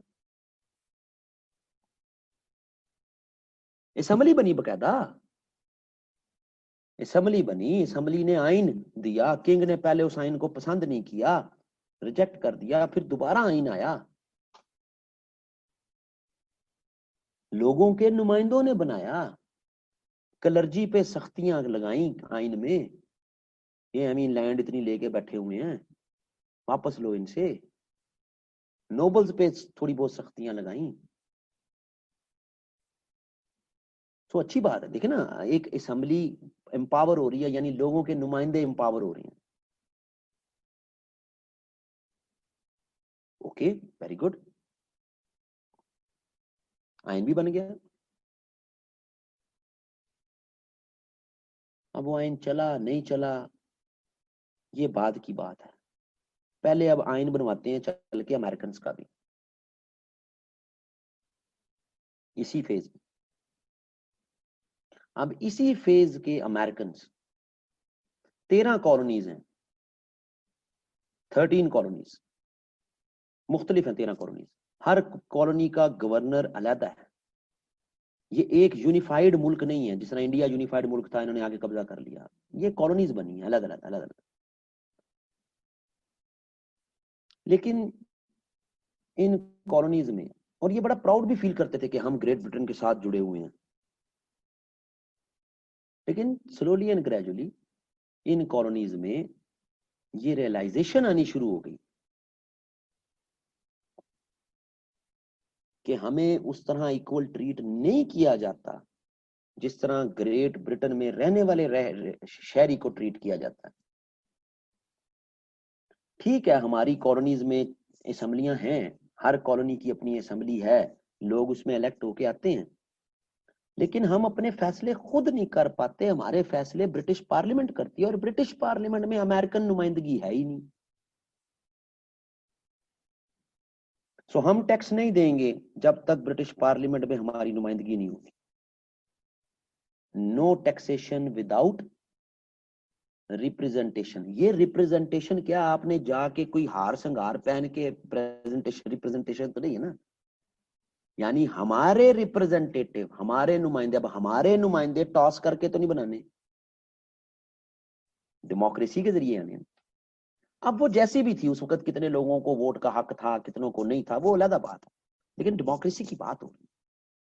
ओपिनियन ऑफ द पीपल से जो आएंगे उनको ब्रिटिश पार्लियामेंट में भेजें ताकि वो हमारे लिए आवाज उठा सकें, ऐसा ही है।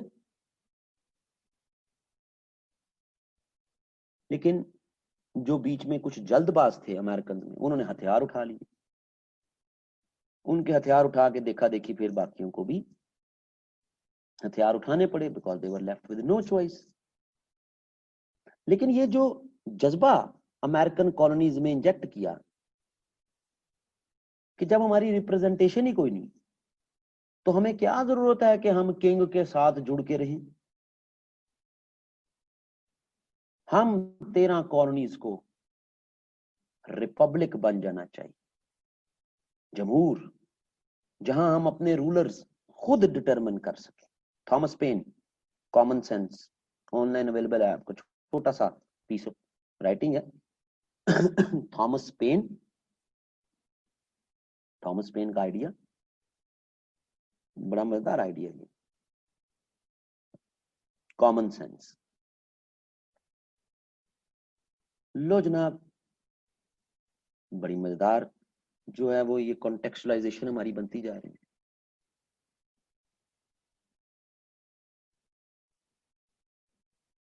जंग हुई, अमेरिकन आजाद हुए, और अमेरिकन ने भी आजादी के बाद अपने कॉन्स्टिट्यूशन पे काम करना शुरू कर दिया। अब जब अमेरिकन अपने पहले कॉन्स्टिट्यूशन पे उन्होंने काम किया,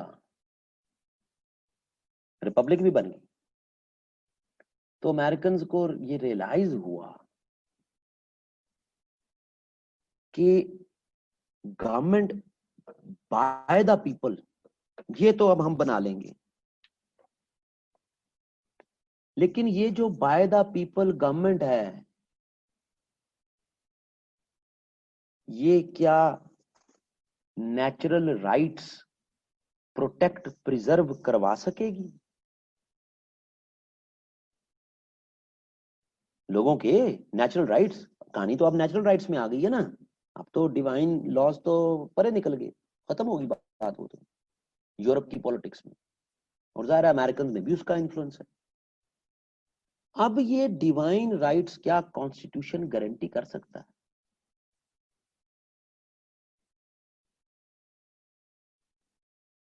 तो जनाब कॉन्स्टिट्यूशन या लोगों की नुमाइंदा जमात उस कॉन्स्टिट्यूशन के जरिए लोगों की सिक्योरिटी गारंटी कर सकती है? हाँ जी कर सकती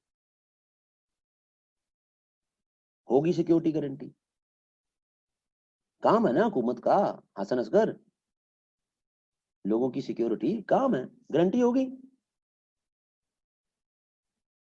लेकिन जब आप सब लोगों की सिक्योरिटी गारंटी करेंगे तो कईयों को बीच में रिस्ट्रिक्ट भी करना पड़ेगा ना, रोकना भी पड़ेगा, ताकि सबकी सिक्योरिटी गारंटी हो जाए। तो जब आप कईयों को बीच में रोकेंगे तो वो फिर अपने आप को आजाद तो नहीं समझेंगे, वो अपनी चॉइसेस को एक्सरसाइज करने में आजाद तो नहीं अपने आप को समझेंगे सादिक साहब।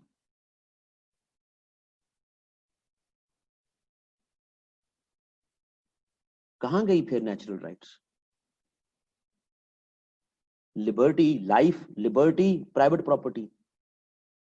तो लाइफ पे तो ओके बात समझ आती है, security, liberty,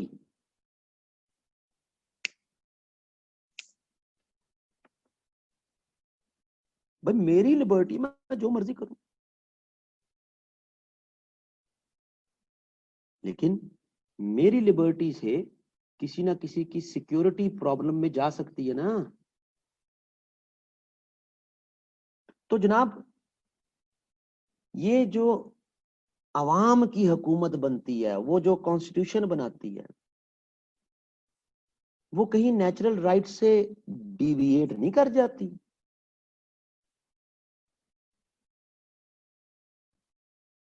life, liberty, property, ये तो डिविएट कर जाती है। अमेरिकन के साथ भी ऐसा ही हुआ। अमेरिकन ने जो पहला कॉन्स्टिट्यूशन बनाया उसमें प्रॉब्लम ही यही आई कि ये जो लिबर्टी का है इसमें बैलेंस नहीं क्रिएट कर सके। तो कोई बात नहीं, अमेरिकन ने दूसरा कॉन्स्टिट्यूशन बनाया, और दूसरे की पहली अमेंडमेंट्स उठा के देख लें, जिसको कहते हैं बिल ऑफ,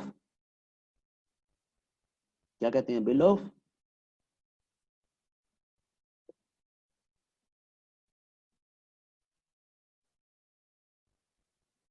तो बता दे, फर्स्ट 10 अमेंडमेंट्स अमेरिकन कॉन्स्टिट्यूशन की, बिल ऑफ राइट्स। किसके राइट्स? राइट्स क्यों हैं? इंसानों के ही। यानी कि उस अमेरिकन कॉन्स्टिट्यूशन में कलेक्टिव एंड इंडिविजुअल दोनों लिबर्टीज वक्त वक्त गारंटी करती है कि ये जो लोगों की नुमाइंदा हुकूमत बनती है वो फिर जो आइन बनाती है उस आइन जरिए हुकूमत चलाती है, उसके जरिए लोगों की लाइफ भी सिक्योर रखती है, उसके जरिए लोगों की लिबर्टी भी, सबकी कलेक्टिव भी और इंडिविजुअल के लिए भी जितनी उसको दी जा सकती है वो भी देती है। और आप अपने इकोनॉमिक मामलात में फ्लरिश करना चाहते हैं, यू आर अलाउड। ये चीजें एक जमहूरी निजाम ही दे सकता है। लेकिन अब यहां पे जरा गौरतलब देखिए, क्या ये आइडिया जमहूरियत का जब ग्रीक्स में स्टार्ट हुआ था तो इसी पैटर्न पे हुआ था? इस पैटर्न पे तो नहीं हुआ था। ग्रीक्स में तो जब जमहूरियत का आइडिया स्टार्ट हुआ था वो तो सिंपल हुआ था कि इसको बना दो, सारों ने मुत्तफिक होके या ज्यादा ने कह दिया इसको बना दो तो इसको रूलर बना दो। अब क्या आइडिया इवॉल्व हुआ है कि लोगों की नुमाइंदा जो असम्बली बनती है, जो भी आप उस फोरम, कांग्रेस कह लें, कोई भी नाम दे लें, काउंसिल कह लें, लोगों की नुमाइंदा जो फोरम बनता है उसका पहला काम है लोगों के नेचुरल राइट्स को थ्रू कॉन्स्टिट्यूशन प्रिजर्व करे, प्रोटेक्ट करे। यानी कि अब डेमोक्रेसी ये नहीं है सिर्फ कि बस इलेक्शन गए, वोट डाला या अपनी ओपिनियन दी, रूलर बनाया, घर आ गए। ये बात समझ आ रही है उसामा बिन असगर? जिस तरह मैंने शुरू में कहा था लेक्चर के कि 18वीं और 19वीं सदी में कई आइडियाज जो हैं, जिस तरह पहले वो आइडियाज जनरेट हुए उससे ऑल टुगेदर उनके जो जो जो मीनिंग है उसमें हमें जिद्दत नजर आती है, तब्दीली नजर आती है। ये बात क्लियर हो रही है अली ताहिर?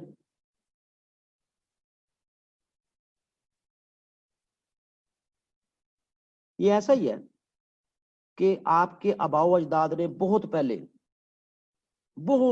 आपके आबाओ अजदाद ने, आपकी फैमिली में बहुत पहले, जनाब कई हजार साल पहले, आपके कुछ फैमिली मेंबर्स ने ये सोचा कि हमें पहाड़ों से निकल के और यार कोई अपने ना छोटे छोटे से जो है ना वो बनाने चाहिए, झोंपड़े टाइप, घर टाइप बना लेने चाहिए।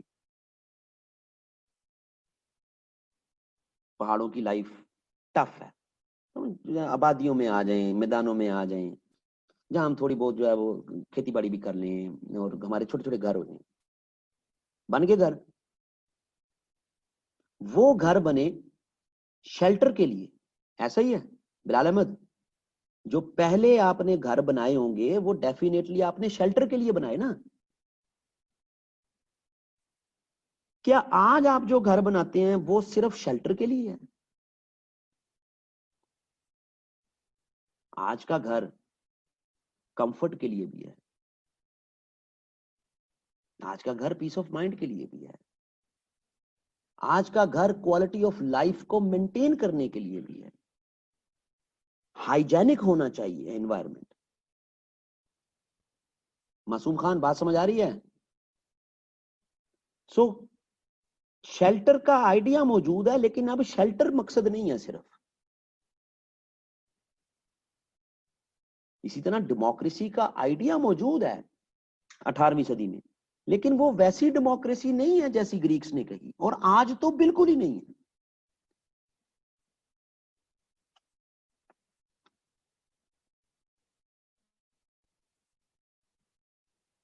आप जनाब जरा आगे चलें। दोनों रेवोल्यूशंस ने, एक ने तो बादशाहत से जान छुड़ा ली और अपने आप को रिपब्लिक डिक्लेयर कर लिया, और 19वीं सदी में अपने आप को मेंटेन भी, पहले 60-70 साल मेंटेन भी किए रखा। समझ आ रही है? अमेरिकन ने। सो यानी आप बादशाहत के बगैर एक रिपब्लिकन एनवायरनमेंट में भी चल सकते हैं।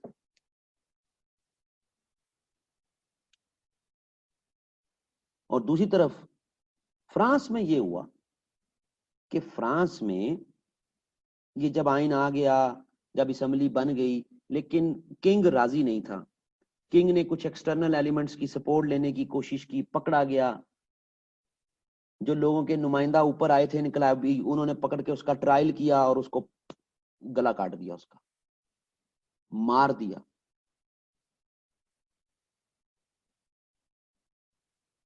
अब ये एक बहुत बड़ी कि भाई ऐसे होते हैं लोगों के नुमाइंदे जो आके अपने प्योर ब्लड के किंग को मार देते हैं। ऐसी होती है जमहूरियत। तो फ्रांस में मुतहारिक ग्रुप्स आपस में एक सॉर्ट ऑफ सिविल वॉर शुरू हो गई। अब फ्रांस का किंग रिश्तेदार था ऑस्ट्रिया का, प्रशिया का, उनकी फौजें फ्रांस में आ गई बदला लेने फ्रांस के किंग का। जंगें शुरू होगी जिनको कहते हैं रेवोल्यूशनरी वॉर्स, सिविल वॉर्स भी और बाहर भी वॉर्स।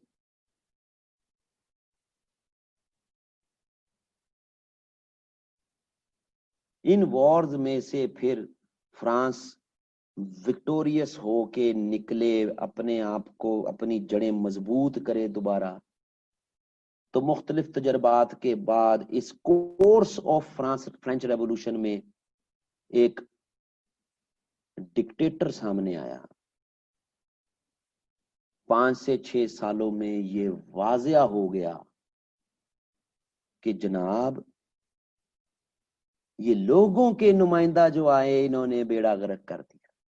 वही ग्रीक वाली बात वापस आ रही।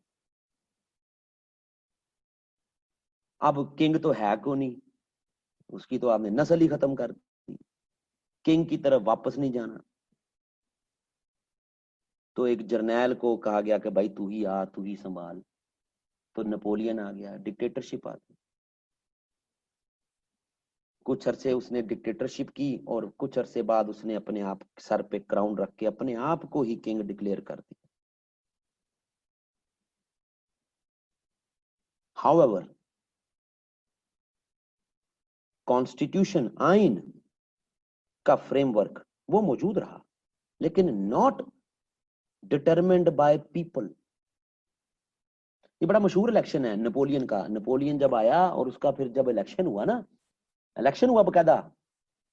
नेपोलियन जब आ गया तो उसको फिर कानूनी हैसियत देने के लिए इलेक्शन हुआ है और उस वक्त उसने लाखों में वोट लिए।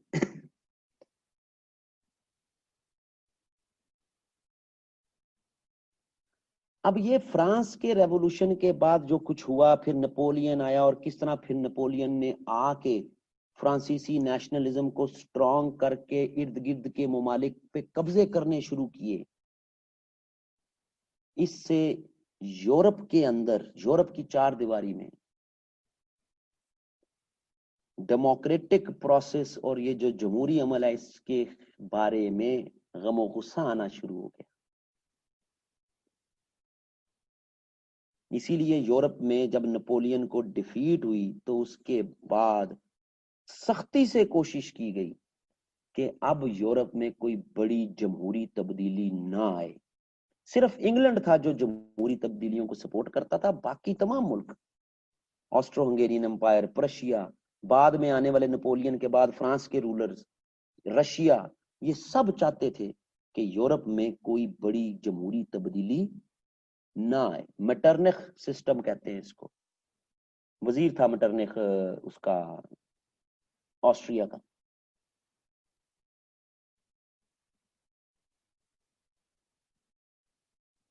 अब ये दो मुख्तलिफ, एक रेवोल्यूशन ने आपको जमहूरियत की कदरों मंजिलत से आगाह कर दिया और दूसरे रेवोल्यूशन ने जमहूरियत कितनी खतरनाक चीज है और ज्यादा क्लियर कर दिया। अब यूरोप 19वीं सदी का, 19th सेंचुरी का यूरोप, वो कानों को हाथ लगाएगा कि हमने मुकम्मल रिपब्लिक, मुकम्मल जमहूरियत नहीं होना, हम बादशाहतों में ठीक हैं, बादशाहतों के अंडर काउंसिल्स बन जाएं, उनको लिमिटेड पावर दे दो, लेकिन हमने मुकम्मल रिपब्लिकन स्ट्रक्चर अडॉप्ट नहीं करना। और दूसरी तरफ यूनाइटेड स्टेट्स ऑफ अमेरिका कि हम बादशाहत के तसल्लुत से निकले हैं, लोगों के नुमाइंदों ने ऐसा आइन बनाया कि जिसमें लोगों की लाइफ, लिबर्टी, प्रॉपर्टी को हम इंश्योर कर।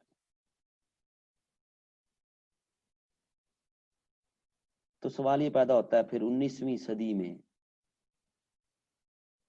ऐसी कौन सी वैल्यूज उजागर हुई जिन्होंने यूरोपियंस में जो love of democracy, true democracy, उसको दोबारा जगाया। ब्रेक लेते हैं जी, रिकॉर्डिंग ऑफ कर दूं मैं। यूरोसेंट्रिक है जी, ऑन कर ली मैंने, ऑन कर ली। अभी वैसे मैं बात नहीं कर रहा था कर ली मैंने, कर ली। लो जी। सो एक तरफ फ्रेंच रेवोल्यूशन के कॉन्टेक्स्ट में जो कुछ हुआ वो उससे हमें यूरोपियन इंटरेक्शंस क्लियर होनी, और दूसरी तरफ अमेरिकन कॉन्स्टिट्यूशन के कॉन्टेक्स्ट में जिस तरह फिर नेचुरल राइट्स की प्रोटेक्शन एंड प्रमोशन है, उससे फिर एक पूरा यानी पॉलिटिकल साइंस में वो एक गाइडिंग प्रिंसिपल बन जाएगा अब आने वाले तमाम कॉन्स्टिट्यूशंस के लिए। समझ आ रही है जी?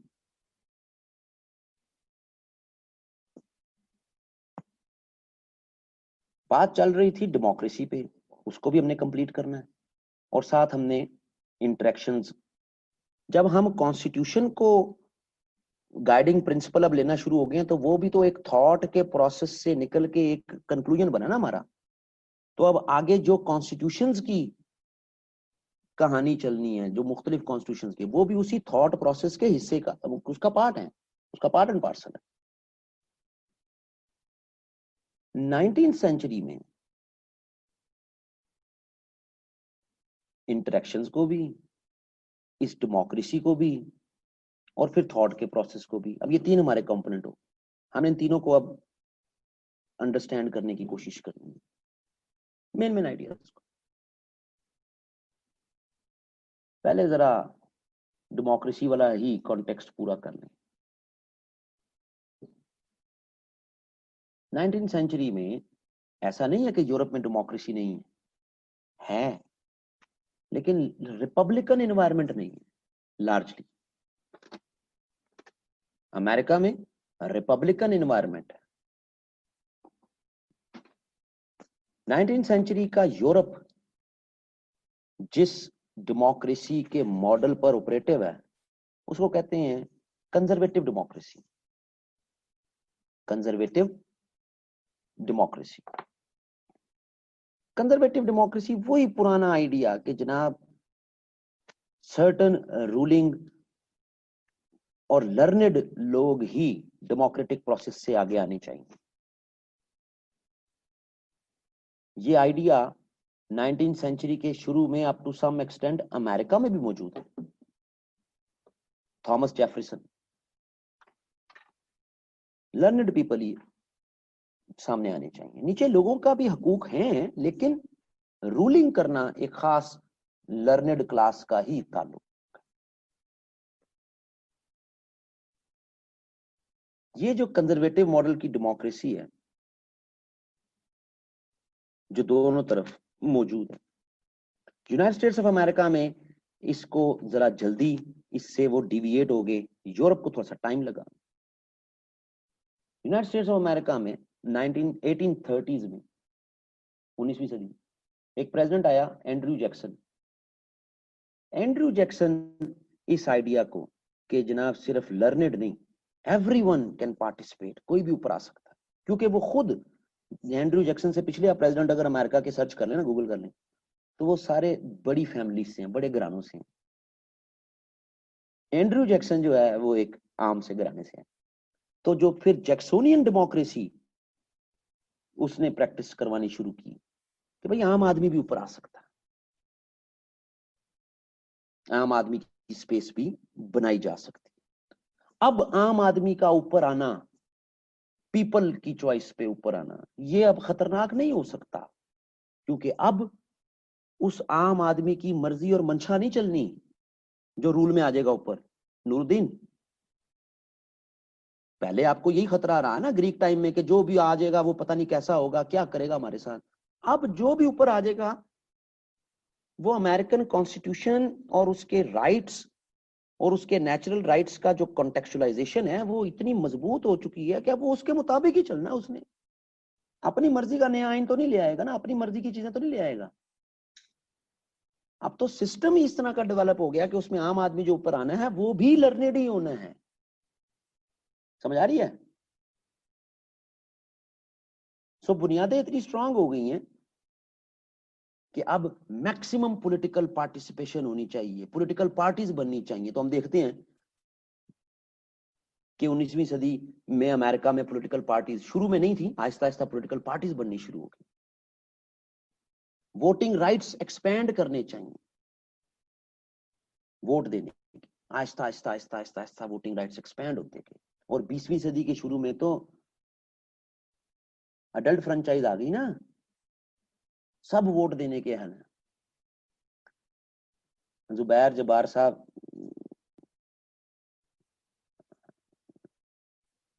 क्लास है, लड़कियां भी होती हैं क्लास में। दाढ़ी तो आपने रखी है, लेकिन अगर आप क्लीन शेव कर लें तो मुझे भी पसंद आएंगे इस ड्रेस में और ज्यादा। लो जी, अब तो जो अमेरिकन मॉडल है डेमोक्रेसी का वो ऑर्गेनाइज्ड हो गया और वो आगे मैक्सिमम पॉलिटिकल पार्टिसिपेशन हो। और जो जो ग्रुप उसको वोटिंग राइट्स, उसको पॉलिटिकल पार्टिसिपेशन नहीं मिलती, वो एफर्ट करता है। 20वीं सदी के शुरू में वुमन ने की, उनको वोटिंग राइट्स मिल गए। 20वीं सदी में 1960s में ब्लैक्स ने की, उनको भी वोटिंग राइट्स मिल गए। सो अमेरिकन मॉडल डेमोक्रेसी का वो तो सीधा सीधा हो गया कि जितना ज्यादा नेचुरल राइट्स पर कॉन्स्टिट्यूशन आपका कारबंद है, फैलाते जाओ, कोई खतरा नहीं। तो ये कंसेप्शन ऑफ ग्रीक से तो ऑल टुगेदर डिफरेंट हो गया। जितनी मैक्सिमम पॉलिटिकल पार्टिसिपेशन करवाते जाओगे तो कंजर्वेटिव डेमोक्रेसी का मॉडल लोअर डाउन होता जाएगा और ऊपर आता जाएगा मॉडल लिबरल डेमोक्रेसी का। आज दुनिया में बेहतरीन जमहूरियतें कौन सी हैं, उसके जो पैरामीटर्स आप देखते हैं, उन दो दो पैरामीटर्स हैं, या तो वो सोशल डेमोक्रेसी हो या वो लिबरल डेमोक्रेसी हो। अमेरिकन कोल्ड वॉर जीतने के बाद दुनिया में लिबरल डेमोक्रेसी फैलाने के दाई रहे कि पूरी दुनिया में लिबरल डेमोक्रेसी फैलाई जाए, क्योंकि इसी में फलाह है, इसी में इंसानों के हकूक पूरे होने, इसी में तरक्की करनी, क्योंकि हमने करके दिखाई। आजम बारगज़ई, बात समझ आ रही है?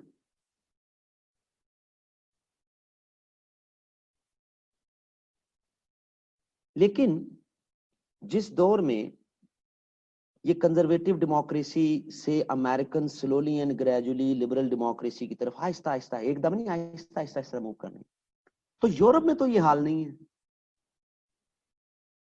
यूरोप में तो डेमोक्रेसी को अगर पसंद नहीं, ना पसंद नहीं किया जा रहा तो पसंद भी नहीं किया जा रहा। रूलर्स हैं, रूलर्स के नीचे कहीं पर वो अपने कैबिनेट, अपने प्राइम मिनिस्टर्स को अपॉइंट कर देते थे और कहीं पर थोड़ा बहुत इलेक्शन के प्रोसेस से प्राइम मिनिस्टर्स आ जाते थे अपनी कैबिनेट बना के किंग के अंडर।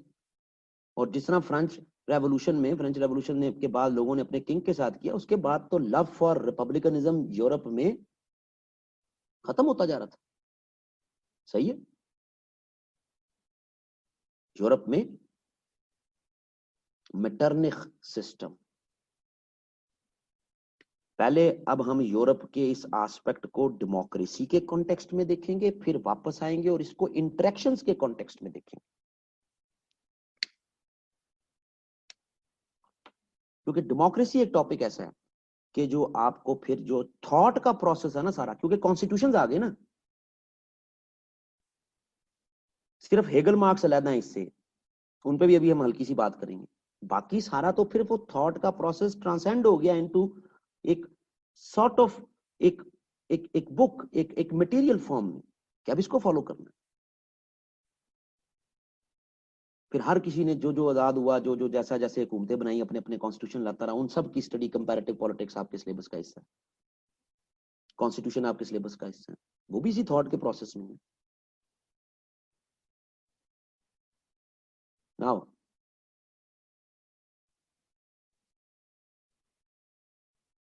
19वीं सेंचुरी का यूरोप, डेमोक्रेसी, लव नहीं है डेमोक्रेसी की, हेट्रेड भी नहीं है बहुत ज्यादा, लेकिन लव भी नहीं है। बादशाहों के नीचे चल रही है थोड़ी बहुत डेमोक्रेसी। मैटरनिक सिस्टम आ गया, रोक के रखने हैं इनकलाब। इनकलाब क्या मतलब, कौन से कोई उस वक्त कौन सा कोई कार्ल मार्क्स कोई इनकलाब दे गया हुआ था, तो बातें कर गया हुआ था? तो क्या है इनकलाब, क्या रेवोल्यूशन? यूरोपियन हिस्ट्री में लिखे हुए हैं, revolution of 1818, revolution of 1830, revolution of 1848। बाबा कार्ल मार्क्स का वहां पे जो ऐसी इनकलाबी बातें उसने कर गया, जो इनकलाब आने, वो यही जमहूरियत के हक में, रिपब्लिकनिज्म के हक में, नेचुरल राइट्स के हक में, लेकिन आप रोकते रोकते। मेटरनिख, मेटरनिखनिज्म नहीं, मेटरनिख, ये ऑस्ट्रिया का चांसलर था। इसने जो निजाम दिया, इसने जो एक पैटर्न दिया कि अब यूरोप को हम इस तरह चलाएंगे सब मिलके, तमाम 4-5 बड़ी पावर्स, उसमें यह था कि हम चेंज नहीं होने देंगे यूरोप की सियासत को, एक बैलेंस ऑफ पावर में रखेंगे। वो इंटरेक्शन में आना था, अभी चलो मैं बता दिया आपको, वो बैलेंस ऑफ पावर में चलाएंगे, बैलेंस ऑफ पावर सिस्टम। अब 19वीं सेंचुरी के यूरोप में आपको फिर दो तरह की जो है वो मुतजाद लाइनें इंटेलेक्चुअली नजर आती हैं।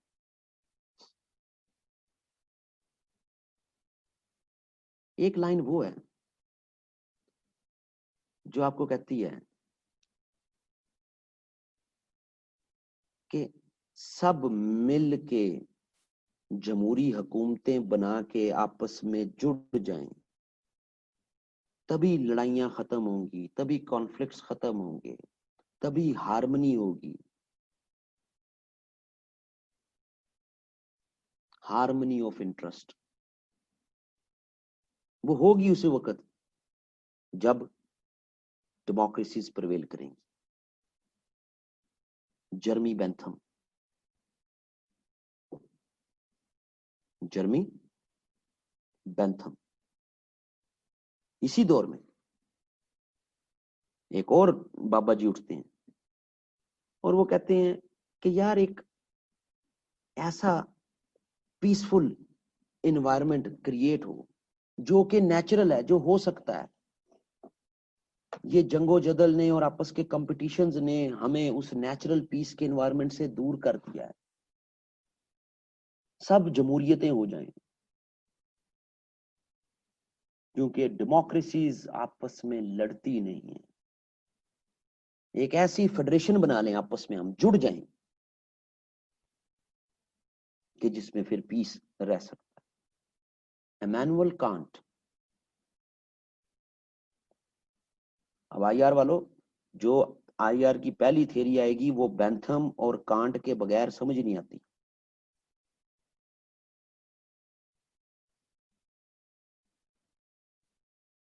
बिल्कुल ही ऊपर ऊपर से गुजरेगी।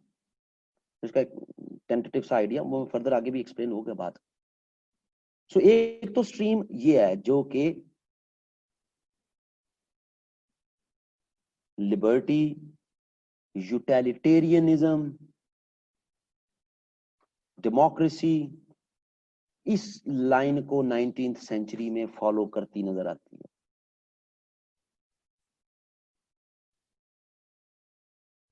दूसरी तरफ और ये सारे in reaction to that conservative democracy आ रहे हैं। दूसरी तरफ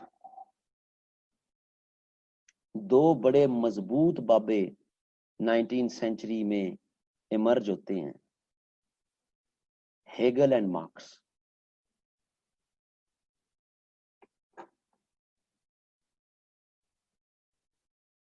इनकी दुनिया ही और है।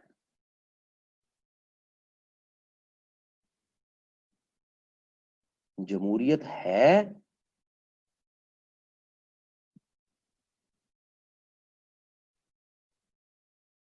फरीदुल्लाह खान तरीन साहब रिकॉर्डेड क्लास में ऐसे सवाल का जवाब हाँ ही बनता है।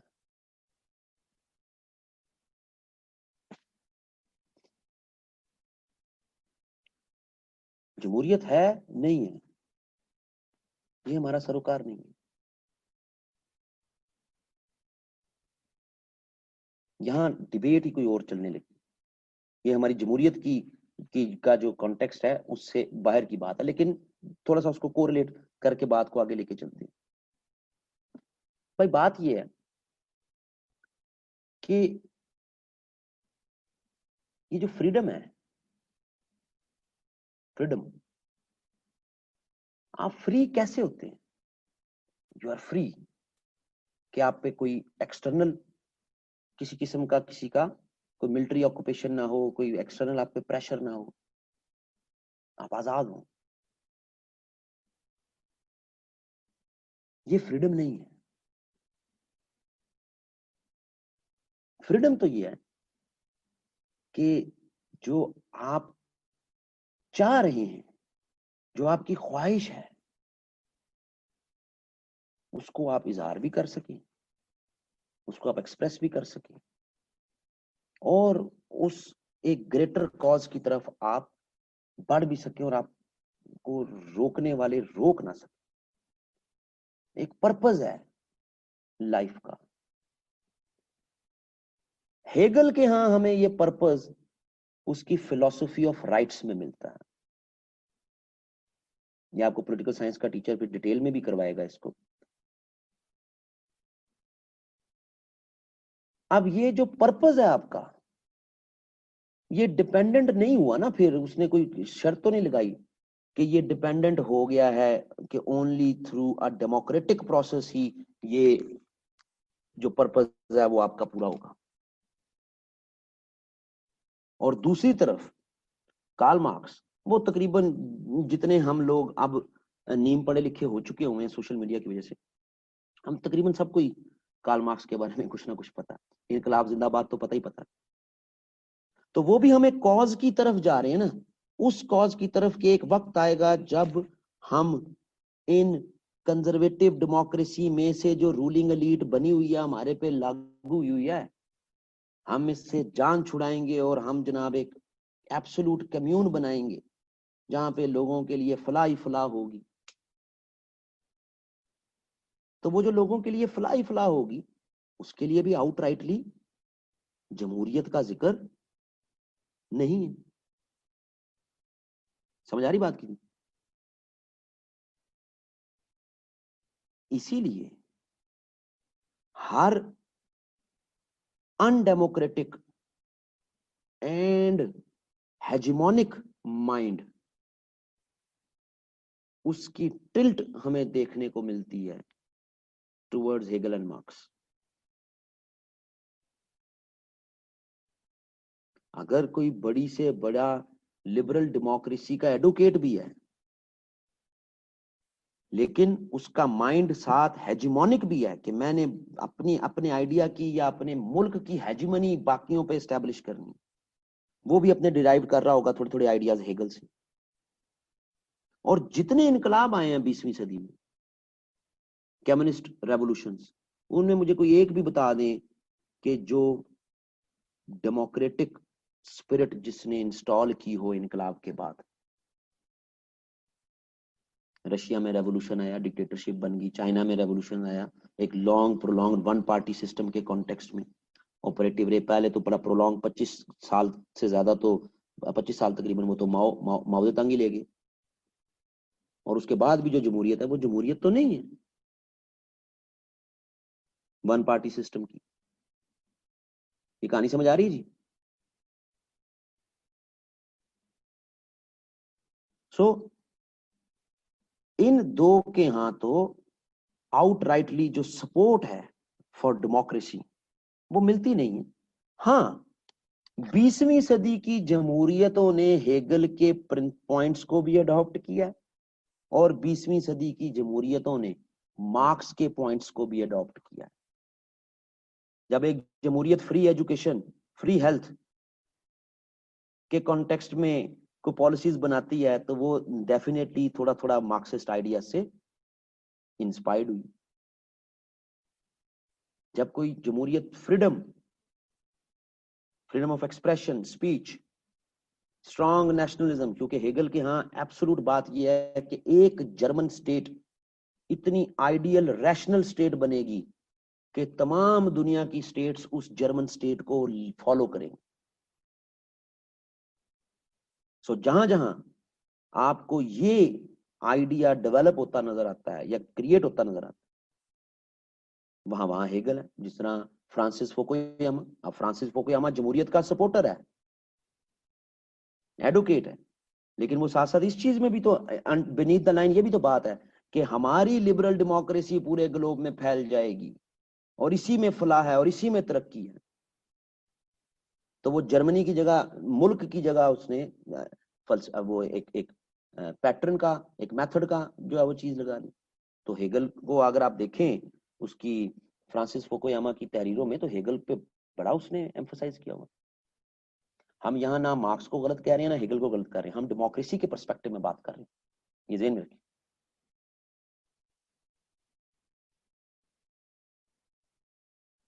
एक तो ये आपका जो पर्सपेक्टिव डेवलप हो गया। आज दो बेहतरीन डेमोक्रेसीज कहा जाती हैं, social democracy and liberal democracy. Liberal democracies में वो अमेरिकन एक्सपेरिमेंटेशन और फिर जनाब बेंथम और फिर मिल और फिर उसके बाद हेगेलियन स्पिरिट थोड़ी सी आपको नजर आती है। सोशल डेमोक्रेसी में आपको लिबरल डेमोक्रेसी के से अपग्रेड हो के ये मार्क्स सोशलिस्ट टेंडेंसी इसमें ज्यादा नजर आती है, जो कि मार्क्स से डिराइव्ड है। अब आ गई बात फिर आपकी इंटरेक्शंस की, कि प्रॉपर वो इंटरेक्शंस जो कि क्योंकि यूरोपियन डोमेन है, तो वो इंटरेक्शंस, वो आपस के रिलेशंस और प्रॉब्लम्स और वो सारी चीजें जो कि नेपोलियन की डिफीट के बाद से ऑनवर्ड्स आगे चलते रहे। अब जो हमारे जितनी भी हम हमारी बातें होंगी उसमें हम प्रॉपर इंटरेक्शंस में हैं, थॉट में नहीं। अब प्रॉपर इंटरेक्शंस में 1815 से ऑनवर्ड्स हम आगे की तरफ जो हमारी मूवमेंट अब चलती रहेगी। अब कहते हैं तो आज करा देता हूँ, नहीं तो कल करा देता हूँ, क्योंकि इसमें हमने फिर देखना है यूनिफिकेशन ऑफ जर्मनी इटली। ये यूरोपियन हिस्ट्री अगर किसी ने ऑप्शन रखा हुआ उसको फायदा दे देगी। फिर उसके बाद हमने देखना है ये फोन सुनना जी, कहना बस के 10-15 मिनट तक मैं कॉल बैक करना। उसके बाद फिर वर्ल्ड वॉर 1 के पीछे क्या हुआ, फिर लीग ऑफ नेशन, फिर विड्रो विल्सन के, यानी कि कल से अब प्रॉपर। और ये बात ध्यान में रख लें कि पॉलिटिकल साइंस वालों ने इनको ड्रॉप नहीं करना। आपके पेपर 2 के सिलेबस में international relations after world war 2 का हेडर है, लेकिन वर्ल्ड वॉर 2 से पहले क्या हुआ है उसका थोड़ा बहुत पता होगा, तो वर्ल्ड वॉर 2 के बाद की कोई चीज आ गई तो उसको लिख सकोगे ना। ये आपके सिलेबस में है, कोई भी नहीं टीचर करवाता पॉलिटिकल साइंस का, हमारा टीचर भी नहीं करवाएगा। तो वो तो मैं साथ जोड़ के जब पढ़ाता हूँ कि चलो यार ये भी चीजें कवर हो जाए। हाँ, मेरा भी इरादा कल का ही है यार, क्योंकि आज के लेक्चर में कनेक्टिविटी ज्यादा थी, दिमाग जना ना ज्यादा एक सीक्वेंस में लेक्चर नहीं था ना, 3-4 मुख्तलिफ डोमेन्स में हम जा रहे थे। तो मैं रिकॉर्डिंग पहले रोक दूं।